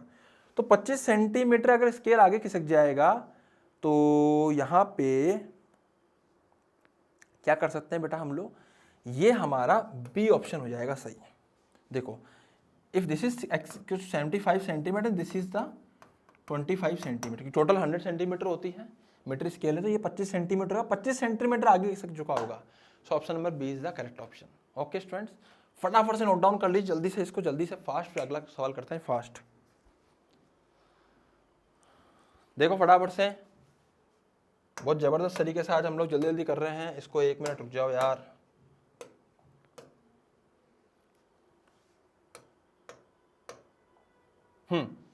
Sometimes it is convenient to construct a system of units so that all quantities can be expressed in terms of only one physical quantity. In one such system, dimensions of different quantities are given in terms of quantity x as follows. Position जो भी दे रखा है, तो unit dimension का सवाल है। मैं अगर इस सवाल को अच्छा बोलूं, मतलब इस सवाल को के बारे में अगर मैं कुछ बोलूं तो मैं सीरियसली बताऊंगा ये सवाल मुझे सीरियसली, मैं टफ इजी एवरेज ये नहीं बोल रहा, ये सवाल मुझे अच्छा लगा। ये सीरियसली सवाल काफी बढ़िया क्वेश्चन है, ये मतलब बढ़िया क्वेश्चन है, मजा आएगा इसके अंदर। क्यों यार, यूनिट डायमेंशन जैसे चैप्टर के अंदर इतना बढ़िया सवाल बना दिया। यूनिट डायमेंशन जैसे चैप्टर में आप नीट जेई मेंस के अगर क्वेश्चन उठाओगे ना यूनिट डायमेंशन में, तो आपसे सिंपल डायमेंशन पूछ लेंगे। पर सोचो यूनिट डायमेंशन में ऐसा सवाल उठा दिया ना कि अगर बच्चे ने दिमाग नहीं लगाया इसके अंदर तो करना मुश्किल हो जाएगा उसका। आई मेरी बात समझ में? तो ये यही तो मजा है यहाँ पे यार कि यूनिट डायमेंशन जैसे चैप्टर के अंदर भी एक बढ़िया सवाल उठा दिया और प्योर यूनिट डायमेंशन का है। आप फटाफट देखते हैं इसको। सबसे पहले पोजीशन, इसको एस से रिप्रेजेंट कर देते हैं हम लोग। पोजीशन का इन्होंने क्या दिया है, dimension x to the power alpha, and we know that the actual dimension of the position is l। Second one is speed. तो मैं जो करता हूं मैं आपको पहले बता देता हूं, स्पीड लिख दो, उसकी क्या है dimension x to the power beta L T minus 1। अगला कौन सा है बेटा, acceleration, x to the power क्या गिवन है वहां पे p एल टी माइनस 2। अगला कौन सा है, momentum l x to the power q, तो जाएगा L T minus 1 into M. अगला कौन सा है बेटा, force F x to the power r m l t minus 2। देखो यार, अगर मैं भी सवाल को पहली बार देखूँ ना, तो अगर इस टाइप का सवाल आपने नहीं देखा हुआ है और इस टाइप का सवाल अगर पहली बार देखना हो, तो मैं उस फ्रेम में बता रहा हूँ कि अगर पहली बार इस टाइप का सवाल कोई देख रहा है तो उसको कैसा महसूस होगा। उसको ऐसा महसूस होगा कि फंस गया। फिर उसको एक ही चीज़ समझ में आएगी, यार एक चीज़ हम कर सकते हैं, कुछ चीज़ें कॉमन आ रही है डिवाइड करने पे। अगर मैं इसको इससे डिवाइड करता हूँ, लेट सपोज कि अगर मैं इसको इससे डिवाइड करता हूँ, f को l से, थोड़ा सा कलर वाला ले लूँ मैं 1 सेकंड। हाँ, f को अगर मैं l से डिवाइड करता हूँ, f डिवाइड बाई l, तो कितना आएगा बेटा, m से m l से l सब कट जाएगा, तो कितना आएगा t की पावर माइनस 2 बाई t की power minus 1। So basically it is t 1 by t। एक बार चेक कर लीजिए, हाँ सही है। अब अगर मैं इसी चीज को दोबारा डिवाइड करता हूं, किसको मैं डिवाइड करता हूं, जैसे मैंने अभी किसको करा, f को l से करा, तो मैं एक्सेलरेशन को अगर मैं किससे डिवाइड करता हूं, एक्सेलरेशन को अगर मैं डिवाइड करता हूं किससे, v से, तब भी मेरे को क्या मिलेगा, तब भी मेरे को क्या मिल रहा है, ध्यान से देखिएगा आप यहाँ पे, तब भी मेरे को l से l उड़ जाएगा, t की पावर माइनस 2 बाई t की पावर माइनस 1, तो ये बन रहा है 1 बाई t। यहाँ कुछ चीज फील हुई। फील क्या हुई, बहुत तगड़ी चीज। इधर देखो, f कितना है, x to the power r, l कितना है, x to the power p, not p, q। अब सही है ना। अगर सेम तरीके से हम लोग यहां पे देखें, इसका मतलब ये x की पावर क्या जाएगी, r माइनस q। बेटा यहां पे भी क्या देखो, a कितना है, x to the power p, v कितना है, x to the power beta, तो कितना आएगा यहाँ पे, x to the power p by x to the power beta, तो ये कितना जाएगा, x to the power p minus beta. हो, दोनों को बराबर कर दो, दोनों बराबर है, इसका मतलब दोनों की पावर्स भी जोड़ दो, कितना जाएगी r माइनस क्यू बराबर p माइनस बीटा। सो इसको इधर ले आइए तो आएगा r, अब देखो यहाँ पे ऑप्शन चेक करते हैं अपन कौन कौन से ऑप्शन है, देख लेते हैं एक बार। r इसको प्लस बीटा, देखो कौन सा ऑप्शन मैच कर सकता है पहले तरीके से देखते हैं। यहाँ पे हो क्या रहा है बेटा, देखो ध्यान से देखो, यहाँ पे p है, इस q को इधर ले जाइए। एक काम करता हूँ मैं, पहले इसको मिटा देता हूँ, मैं अकॉर्डिंग तो ऑप्शन लिखूंगा। p यहाँ पर है, q को इधर ले जाइए तो p प्लस क्यू हो जाएगा, और minus beta is equal to R. देखते हैं किसी से मैच कर रहा है क्या ये, p plus Q minus R equal to beta है, बीटा इधर ले जाइए, आर इधर ले आइए, ऑप्शन मैच कर रहा है, ऑप्शन नंबर बी सही है ना, ऑप्शन नंबर बी मैच कर रहा है। और देखते हैं एक दो इसी तरीके से इसके अंदर ही, अगर मैं इसी तरीके से और भी देखना चाहूँ, कुछ ध्यान से समझिएगा, यहाँ करता हूँ मैं एक बार, यहाँ करता हूँ बेटा, ध्यान से देखिएगा, इस जगह मैं ट्राई कर रहा हूँ फिर से, ये तो अपन ने कर दिया है। अब हम क्या करेंगे, इसको इससे डिवाइड करते हैं, मतलब s को v से। If we divide s by v, what you will get is, s by v को डिवाइड करने से हमें मिलेगा l से l उड़ जाएगा और ये मिलेगा t। और सेम चीज कब मिलेगी, जब हम लोग v को a से डिवाइड करेंगे, तो v को a से डिवाइड करने पर भी हमको t ही मिलेगी। तो इसका मतलब s को अगर मैं v से डिवाइड करूंगा तो ये क्या आएगा, x की power alpha minus beta, this should be equal to x की पावर बीटा माइनस p। तो इसका मतलब यहां से हम लिख सकते हैं अल्फा माइनस बीटा बराबर beta minus p। So what I can write is alpha plus p is equal to 2 beta. चलो चेक करते हैं, ऐसा कोई ऑप्शन है क्या, ऑप्शन नंबर 1, ऑप्शन देख के चेक करना पड़ेगा यहाँ पे, क्योंकि फिर मैचिंग तो अपने को खुद ही करनी है। आई मेरी बात समझ में? तो ये क्वेश्चन का सॉल्यूशन हो गया जबरदस्त तरीके से, जबरदस्त तरीके से, ठीक है। फटाफट से कीजिए, जल्दी से, फास्ट।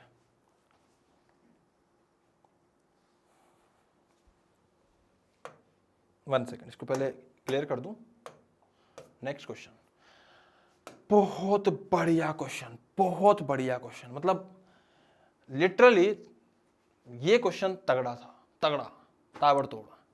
इसको देखते हैं फटाफट से, इसका सॉल्यूशन देखते हैं बेटा। नहीं, वन सेकेंड, तो डार्क राइज ज्यादा बढ़िया, तुमको क्लियर दिखाई देगा। One end of spring of negligible unstretched length, यहाँ पे दे रखा है इस तरीके से। स्प्रिंग कांस्टेंट के is fixed at the origin, origin पे दे रखा है स्प्रिंग कांस्टेंट, बहुत बढ़िया। एंड सबसे पहले क्या था, अनस्ट्रेच्ड लेंथ दे रखी है, इसका मतलब ये जो लेंथ है ये अनस्ट्रेच्ड है। A point particle mass m carrying a positive charge q is attached at its other end, यहाँ पे ठीक है। The entire system is kept on a smooth horizontal surface when a point dipole p pointing towards the charge q is fixed at the origin, ठीक है।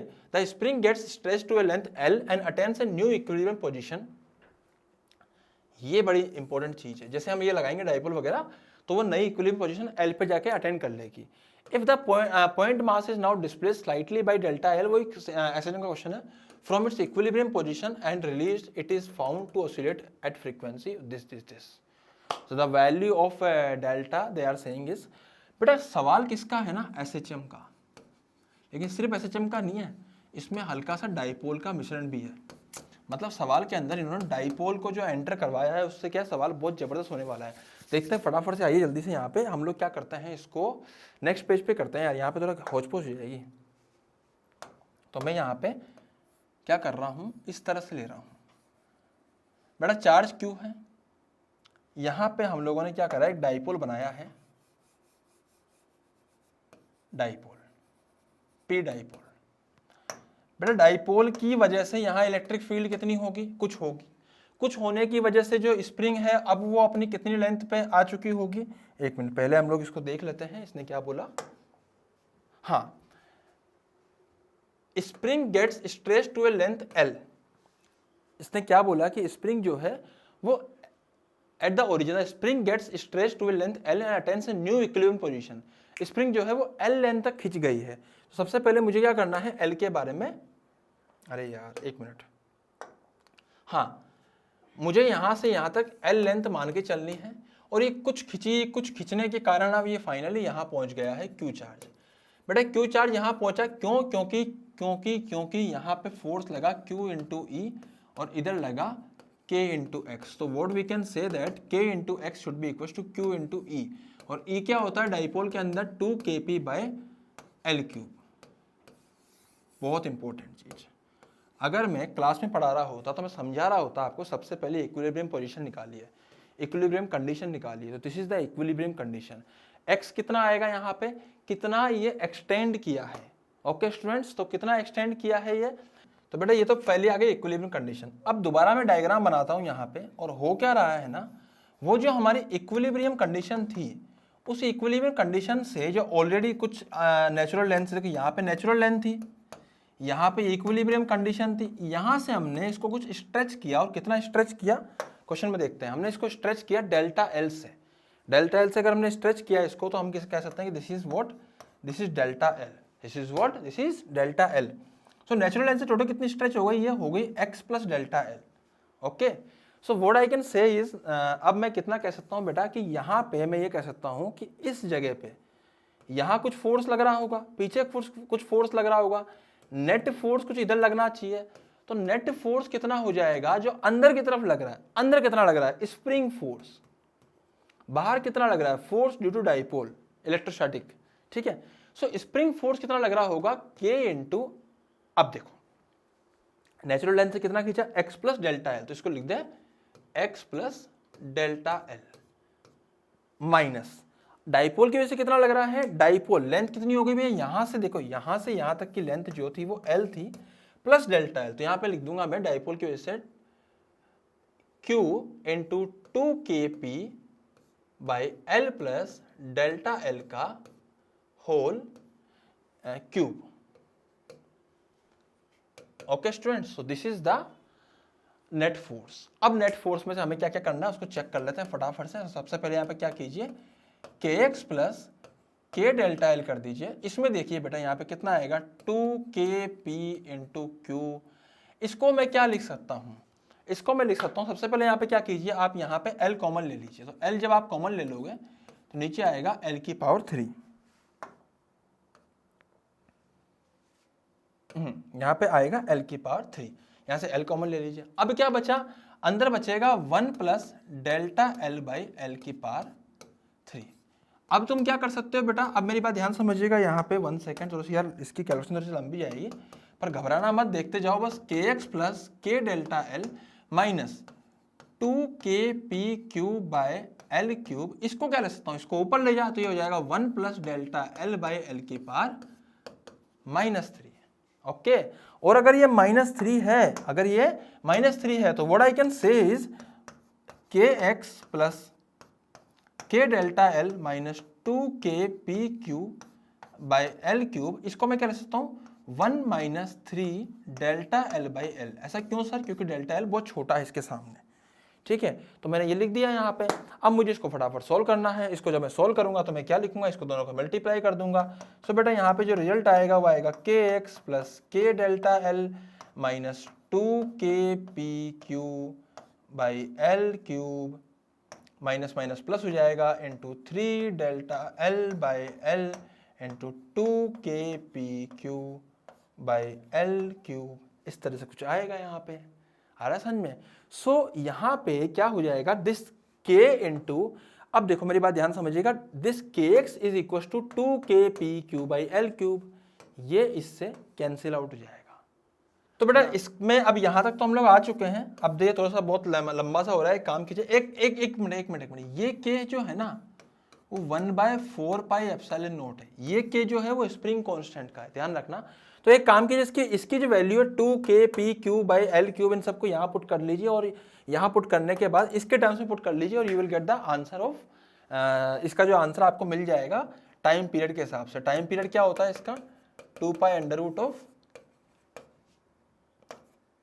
m by k, sorry. तो यहाँ से आपको 4k की वैल्यू मिलेगी। Getting my point students. So लंबा सवाल था, ठीक था, लेकिन हम लोग इसमें जल्दी से आगे बढ़ते हैं फटाफट से नेक्स्ट क्वेश्चन के ऊपर। सो मैं इसको क्लियर कर दूं फटाफट से, जल्दी से, फास्ट। 1 मिनट, इसको यहाँ भी क्लियर करना पड़ेगा। इसमें ये बात ध्यान रखना बेटा कि ये स्प्रिंग की जो लेंथ है वो क्या लिखा हुआ है यहाँ पे, Q is fixed at the origin, the spring gets stretched to a length L and attains a new equilibrium position. जो L है ना वो लेंथ इसने अटेंड करी, मतलब नेचुरल लेंथ यहां पर थी, ये बात ध्यान रखना। इसमें कुछ कुछ लोगों ने उल्टे पुल्टे काम कर दिए यहां पर, तुम देख लेना पहले सॉल्यूशंस में। तो ये जो नेचुरल लेंथ है वो यहां पर है, और ये जो लेंथ टोटल है मतलब इतनी स्ट्रेच हुई है, this stretch is x something. Getting my point? चलो ठीक है, मैं आगे बढ़ रहा हूं, अभी छोड़ो इस चीज को। यहाँ पे हम लोग आगे बढ़ते हैं, नेक्स्ट क्वेश्चन पे आते हैं जल्दी से। नेक्स्ट क्वेश्चन पे क्या गिवन है? हाँ, consider 1 mole of helium gas enclosed in a container at an initial pressure P1 and volume V1. It expands isothermally to volume 4V1. ध्यान से देखिएगा यहाँ पे क्या लिखा है बेटा, 1 सेकेंड।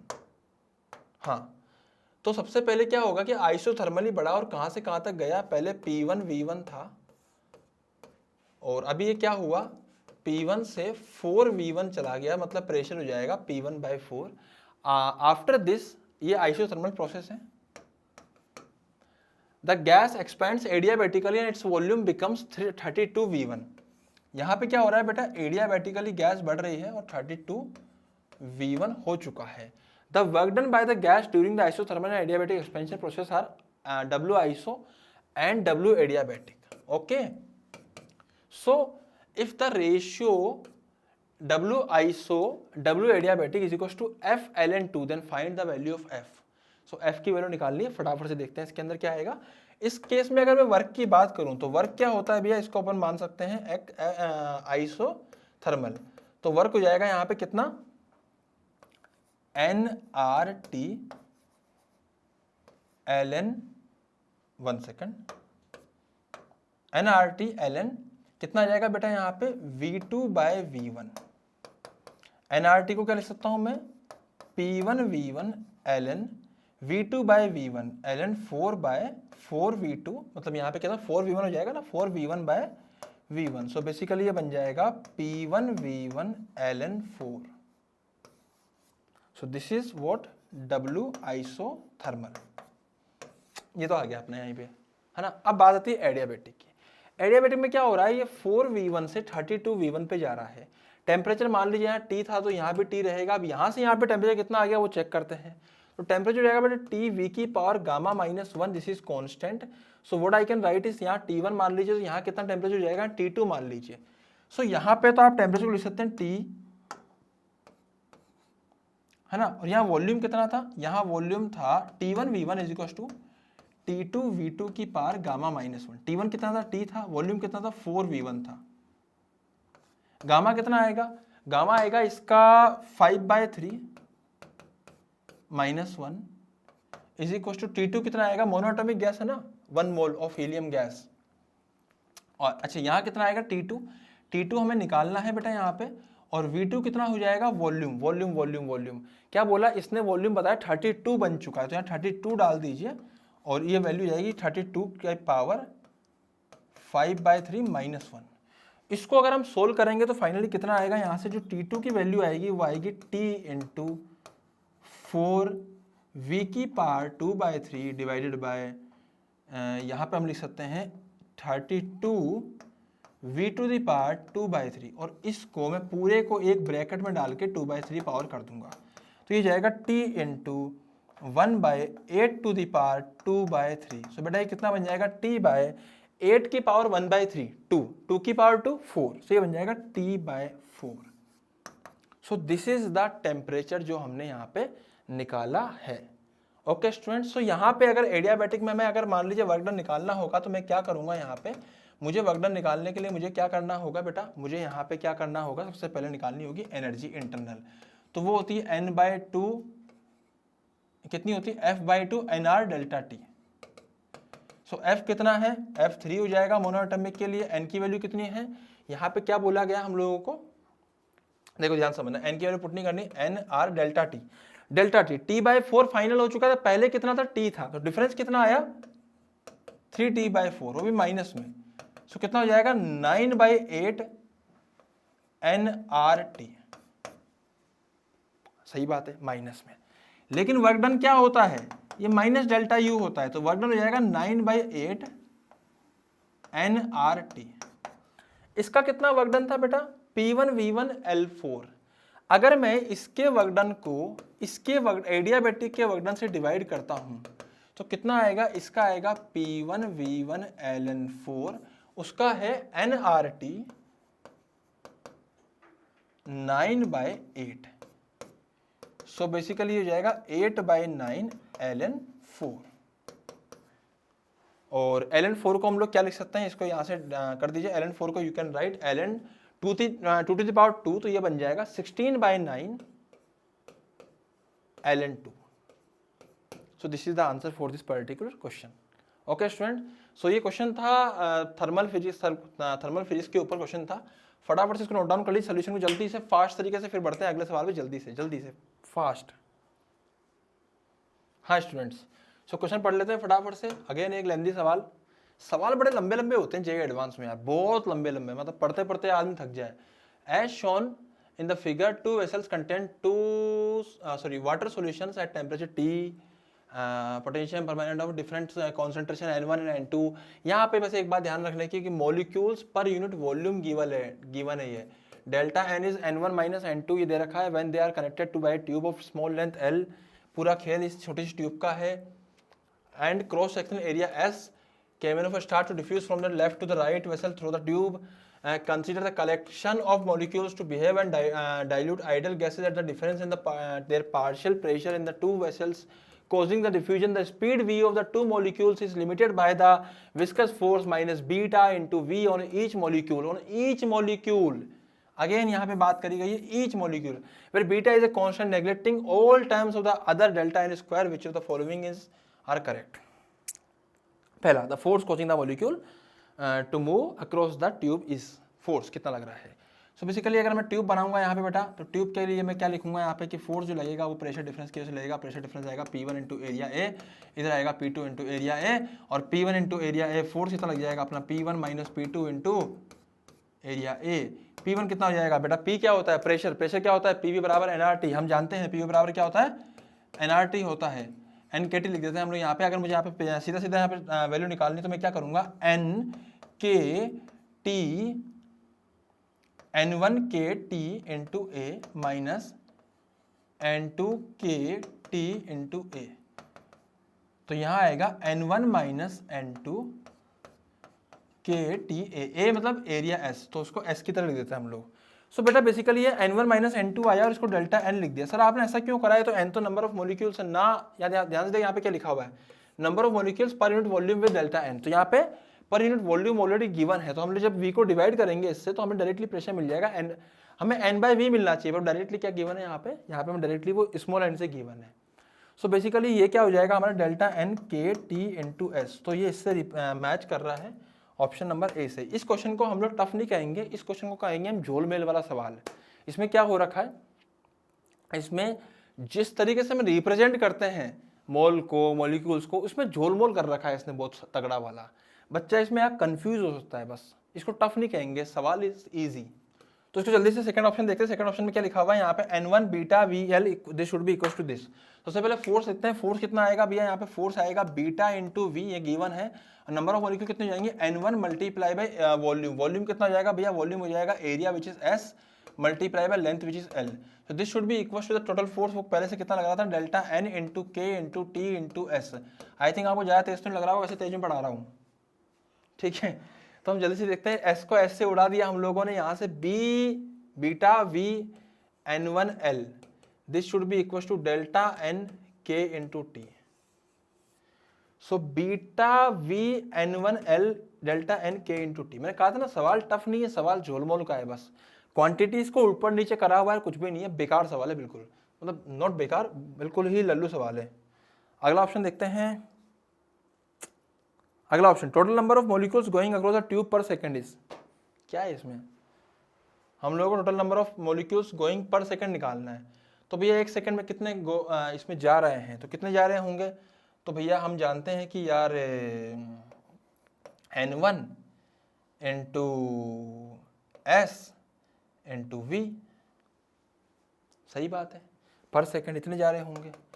तो N1 को तुम क्या लिख सकते हो, N1 को लिख सकते हैं हम लोग, यहाँ से वैल्यू पुट कर दीजिए, delta NKT by beta into V into L, S into V, V से V उड़ा दीजिए, देखो चेक करते हैं, डेल्टा एन नीचे एल सही है, के सही है, टी अरे सही है, एस ये भी सही है, इधर बीटा ये भी सही है। घटिया सवाल था कुल मिला के। अगला सवाल देखते हैं फटाफट से, ठीक है, कुछ खास टफ क्वेश्चन नहीं था, जल्दी से फास्ट नेक्स्ट क्वेश्चन देखते हैं, जल्दी से फास्ट तरीके से। इसको मिटा रहा हूं मैं, जल्दी करो। Next question 1 second.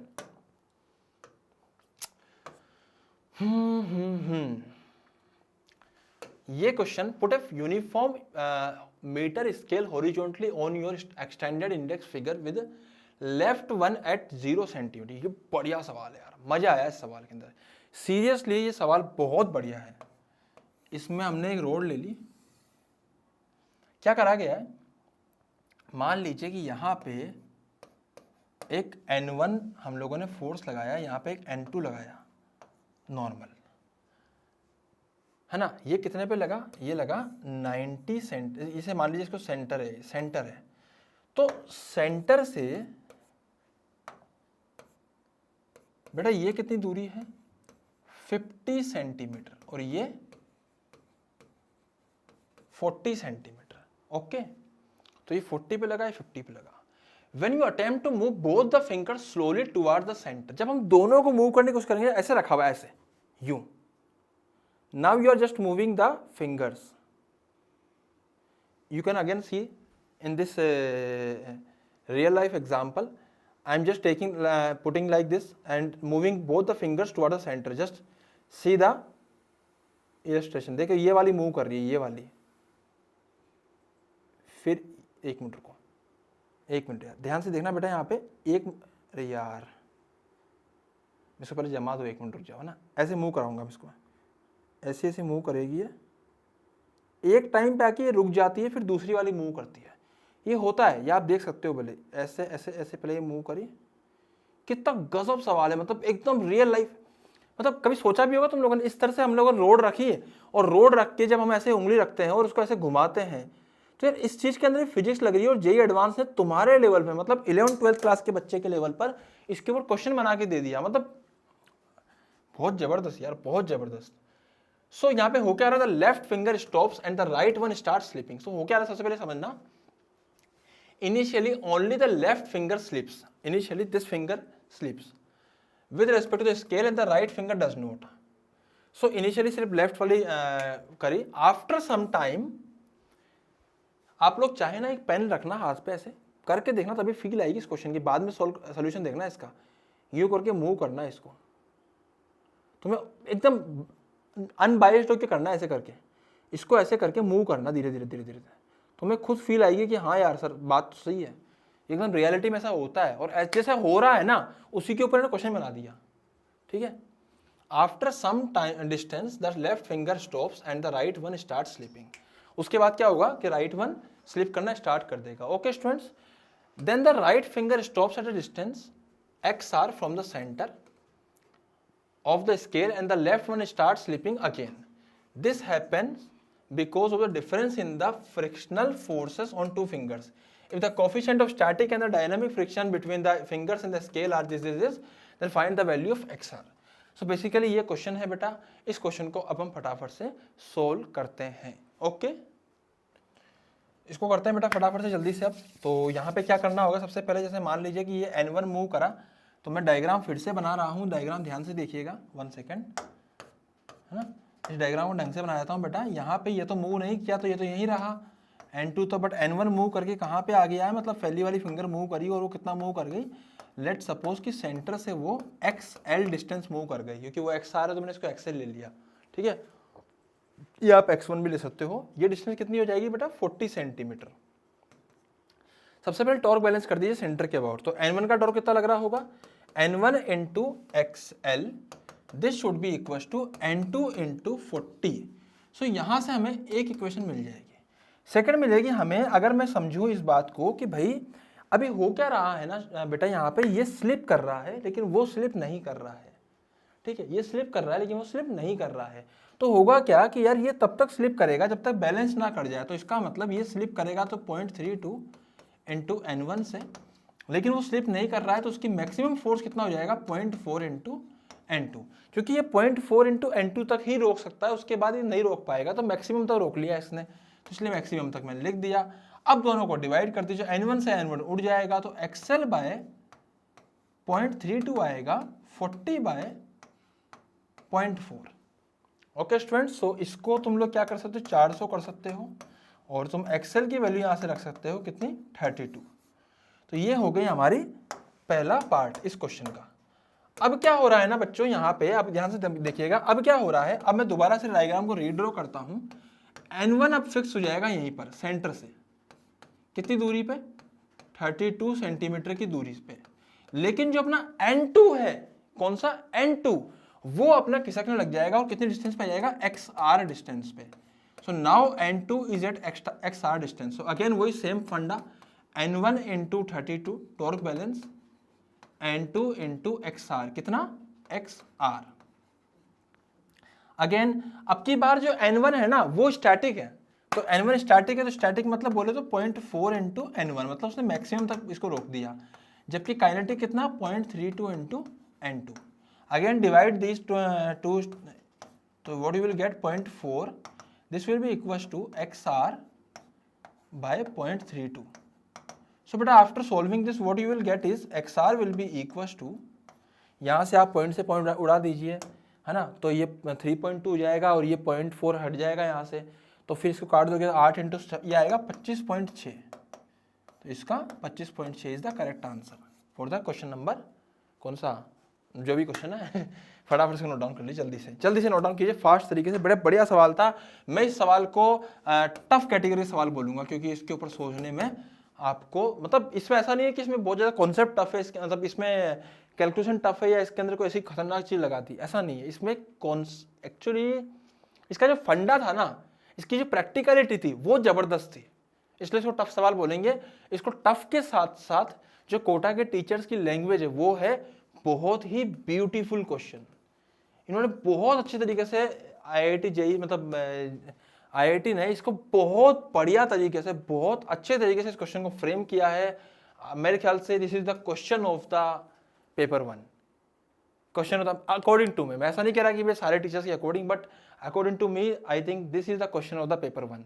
है मेरी बात स्टूडेंट्स, फटाफट से, मैंने बोल दिया क्वेश्चन ऑफ द पेपर 1, तो क्वेश्चन ऑफ द पेपर 1 मेरे लिए तो फटाफट नोट डाउन कीजिए, फिर नेक्स्ट पे आगे बढ़ते जल्दी से फास्ट। क्लियर, अगला क्वेश्चन,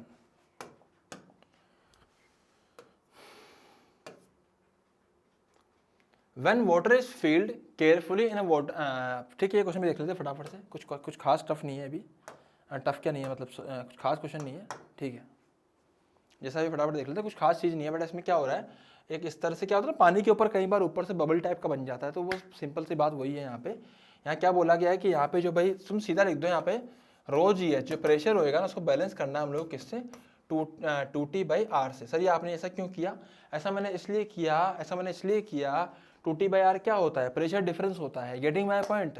तो प्रेशर डिफरेंस हम लोग ऐसे तो लिखते हैं बेटा, जब भी हम लोग प्रेशर डिफरेंस कब लिखा जाता है, बबल के केस में, ड्रॉप के केस में, याद है वो चीज़, तो डायरेक्टली मैंने यूज़ कर लिया, बस प्रेशर को हम लोगों ने यहाँ डिफरेंस से लिखा है, यार ओजीएस से लिखा है, सीधे सिंपल सी बात है। तो यहाँ पे लगभग सारी चीज़ें गिवन है हम लोगों को। रो कितना गिवन है 1000, जी कितना गिवन है 10। पूछा क्या गया है यहाँ पे, द वैल्यू ऑफ एच ही पूछी गई है बेटा यहाँ पे, 2 मल्टीप्लाई बाई टी कितना गिवन है हम लोगों को यहाँ पे 0.07, और आर कितना गिवन है, आर कहाँ गया इसके अंदर बेटा, 1 सेकेंड, यहाँ पे आर की वैल्यू कितनी हो जाएगी, आर गिवन नहीं है बट ये 2r है which is equal to H, तो मैं क्या लिख सकता हूँ यहाँ पे, R will be equal to h/2, सो बेसिकली ये बन जाएगा h/2, तो ये 4 हो जाएगा यहाँ पे, तो इसको मैं लिख दूंगा 10,000 h is equal to 4 into 0.04 multiply by 0.07 by h, सो h will be equal to कितना हो जाएगा 4 इंटू 7 0.28 बाय 1 2 3 4। सो यहाँ पे आया है mm में बताना था answer, so this is the answer बेटा। इसको अगर हम लोग ये मीटर में हमने कन्वर्ट कर दिया, इसको अगर मैं mm में करूँगा तो बेसिकली कितना आ जाएगा, ये आ जाएगा 0.28 मल्टीप्लाई बाई 10⁻⁻⁴, सो इसको आप बाकी कर सकते हो mm, मीटर में अभी है ना। Okay students, so next question पे देखते हैं फटाफट से। इसको तो क्या नोट डाउन करोगे, जल्दी से कर लो यार, करना हो तो फटाफट से, फास्ट। नेक्स्ट, हाँ, ट्यूनिंग फोक का क्वेश्चन है। Stationary tuning fork is in resonance with the air column in a pipe. Resonance की कंडीशन क्या होती है बेटा, फ्रीक्वेंसी की हमें पता है, ये V/4L होती है। और उसके बाद क्या है, tuning fork is moved with the speed of 2 metre per second, ये बात है, in front of the open end of the pipe and parallel to it. मतलब वो ओपन क्या कर रहे हैं वहां पे हम लोग, in front of the open end of pipe and parallel to it, length of the pipe should be change for the resonance to occur with the moving tuning fork if the speed of the sound in 320 metre per second, the smallest value of the percentage change required in the length of the pipe is। कितना required percentage होगा, तो check करते हैं फटाफट से। सो यहाँ से अगर मैं यहाँ पे 320 minus speed of the observer, क्योंकि ऑब्जर्वर यहाँ पे रेस्ट पे होगा, minus 320 minus 2 speed of the tuning fork, this should be equal to again V/4L2। इसको मैं L1 मान सकता हूँ। इनको डिवाइड कर दीजिए बेटा इक्वेशन नंबर 1 और 2 को। So what you will get is, इसको मैंने इससे डिवाइड कर दिया तो कितना आएगा, ये इसको इससे डिवाइड कर दीजिए, 320/318। ओके, तो 320/318 आ जाएगा फटाफट से। और अब मैं इसको इससे डिवाइड करूंगा तो यहाँ पे कितना, V/4 से V/4 उठ जाएगा, तो 1/L2/1/L1। तो बेसिकली आ जाएगा L1/L2, this is 320/318। Okay students, तो यह परसेंटेज चेंज निकाल लेते हैं बेटा। परसेंटेज चेंज के लिए हमें क्या करना है, जल्दी से देखिए फटाफट से, हमें क्या करना होगा, L1 माइनस L2/L1 इंटू 100, ये हमें करना होगा। तो इसके लिए हम लोग L1 की वैल्यू तो L1 पुट कर देंगे, माइनस L2 की वैल्यू कितनी आएगी, L2 आएगा 318/320 इंटू L1/L1 इंटू 100। L1 उड़ा दीजिए, तो कितना आया बेटा, ये सोल्व करने पे ही आएगा 320 minus 2/320 into 100। So this is the answer for this particular question. You can solve and get the answer for this particular question. So I think 0.62 कुछ आ रहा होगा ऐसा, I think मैं चेक कर लेने दो एक बार, तुम कर लेना यार चेक है ना, ठीक है। इसको फटाफट से जल्दी से मैं इसको क्लियर कर रहा हूँ यहाँ पे फटाफट से। This is the answer. Next question, ओहो बढ़िया। A circular disc of radius r carries surface charge density sigma r equals to sigma naught 1 minus r by r, where sigma naught is a constant and r is the distance from the center of disk. Electric flux through a large spherical surface that encloses the charged disk completely is phi naught. Electric flux through another spherical surface of the radius r by 4 and concentric within the disk is phi, and the value of phi naught by phi। बढ़िया सवाल है। इसमें क्या given है बेटा, यहाँ पे सबसे पहले गिवन है कि एक circular disc of radius r carries surface charge density sigma r। सबसे पहले हम लोग वो समझते हैं जो हमें गिवन है। उसने क्या गिवन दिया हम लोगों को, एक सरफेस चार्ज, अरे यार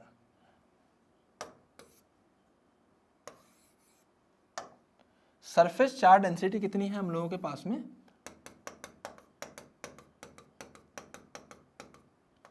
सर्कल पे है, और इसका जो सिग्मा है वो गिवन है, सिग्मा गिवन है sigma naught 1 minus r by capital R। Okay students, so पहली बात क्या करी गई, उन्होंने कहा कि पहला electric flux through large spherical surface that is enclosed in the charge disc completely in the, अगर मान लीजिए हम पहला पूरा लेते हैं बड़ा स्फीयर, तो पूरा ही आ रहा है, तो फ्लक्स कितना आएगा, phi note.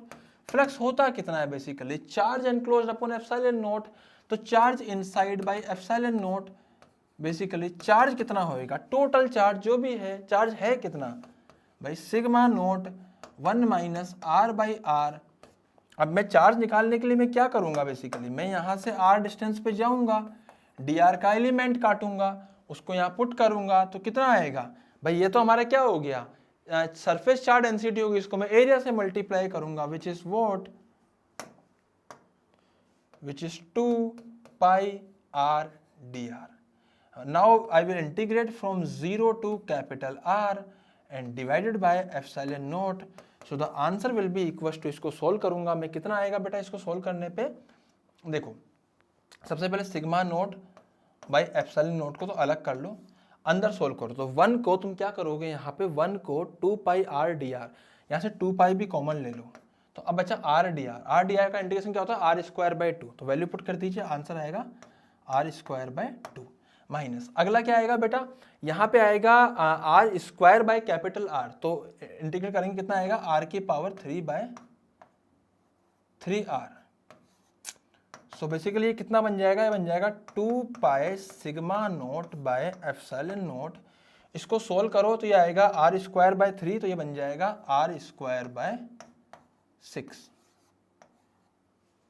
Okay, so this is what, this is epsilon naught. पहले बार हम लोगों ने फाई नोट निकाल लिया, नोट एप्सिलॉन नोट। तो बेटा इसको एक बार नोट डाउन कर लीजिए, फिर नेक्स्ट वाला करते हैं, या फिर एक काम करता है मैं यही कर देता हूँ, नेक्स्ट वाला भी ज़्यादा टाइम लगेगा नहीं। नेक्स्ट वाले में क्या करना है, अगर हमें फाई निकालना है तो बेटा बस इसके अंदर लिमिट चेंज करनी है। उसमें क्या करा, 0 टू आर बाई आर कर दिया है, 0 टू आर बाई 4 करना है। सो the answer will B same, 2 pi sigma naught by epsilon note, यहाँ तक तो सेम रहेगा, answer will B same till this point.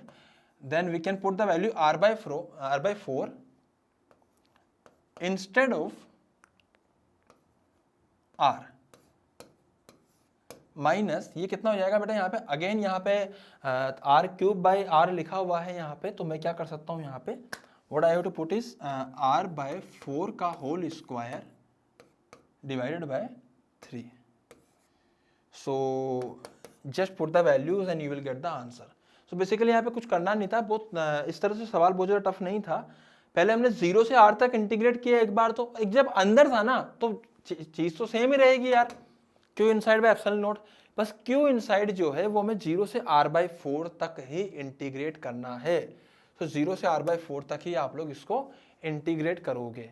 आगे का आंसर इसके देखो, कई सारे सवालों में एकदम एंड आंसर तक नहीं आया हूँ, ये आप कर सकते हो। मैं आप लोगों को इतना होशियार लेके चलता हूँ कि जेईई एडवांस का अगर आप पेपर दे रहे हो तो आप लोग कम से कम इतना तो कर ही सकते हो, नहीं तो आप मुझे कमेंट बॉक्स में पूछ सकते हो बेटा, और फिर हम लोग देखते हैं आगे। ठीक है, फटाफट से नोट डाउन कीजिए जल्दी से।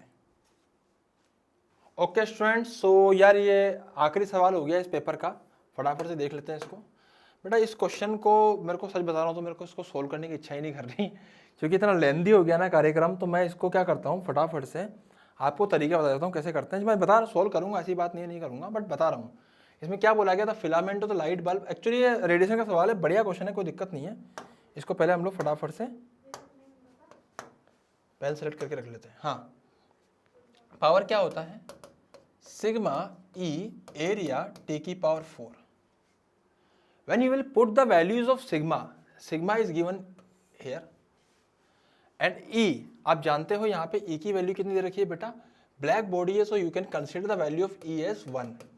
एंड उसके बाद एरिया, सो एरिया क्या हो जाएगा यहाँ पे एरिया ऑलरेडी गिवन है 64 एंड टी की पावर 4, टी की पावर 4 कितना आएगा बेटा, टी कितना गिवन है 2500 केल्विन। तो आप जब वैल्यूज पुट करोगे so it will be 5.67 into 10 to the power minus 8 into 1 into area 64 into 10 to the power minus कितना हो जाएगा, mm स्क्वायर में दे रखा है, तो कितना हो जाएगा -6 मल्टीप्लाई बाय टी की पावर 4, टी की पावर 4 टी 2500, सो 2500 की पावर 4 हो जाएगा। तो बेटा ये आंसर है, और ये ऑप्शन फर्स्ट से मैच नहीं कर रहा है। ओके, अगला देखते हैं, अगला उसने क्या बोला। बे सोल्व आप कर लेना प्लीज यार, इसको सोल्व करना मतलब नहीं, कुछ भी हो जाए नहीं, चाहे मत दो तुम, 2-4 लाइक कम कर दो, ठीक है, लेकिन इसको नहीं। At night the light bulb is observe from a distance of 100 metre, 100 metre से ऑब्जर्व किया गया। तो आप इसको क्या करना है, हम the radiated power entering into eye, eye में कितनी एंटर कर रही है। देखो यहाँ से क्या हो रहा है ना, जैसे मान लीजिए ये बल्ब है, यहाँ से निकल रही है, तो r दूरी पे इंटेंसिटी कितनी होगी, टोटल पावर बाय, जैसे r दूरी मतलब कितने मीटर पे, 100 मीटर पे, तो यहाँ कर दीजिए 4 पाई इंटू 100 का स्क्वायर।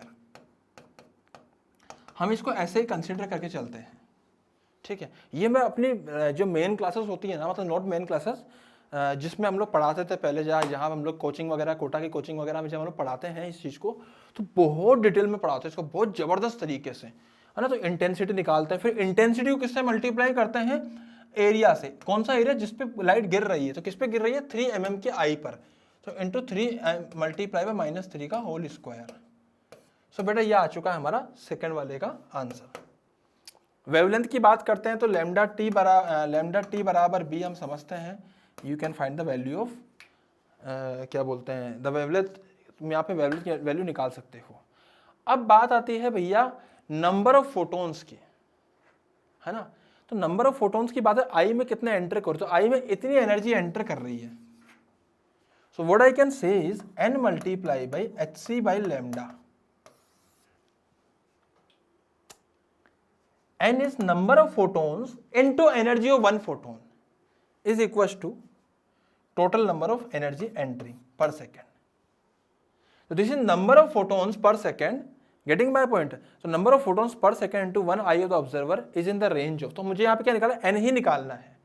h क्या आएगा, c क्या आएगा, सबकी वैल्यू पता होती है। h प्लैंक कांस्टेंट, c क्या होता है अपना स्पीड ऑफ लाइट होती है, लैम्डा क्या होता है हम लोगों को यहाँ पे, लैम्डा क्या होता है वेवलेंथ होता है, अगर 1740 हम कंसीडर करेंगे तो।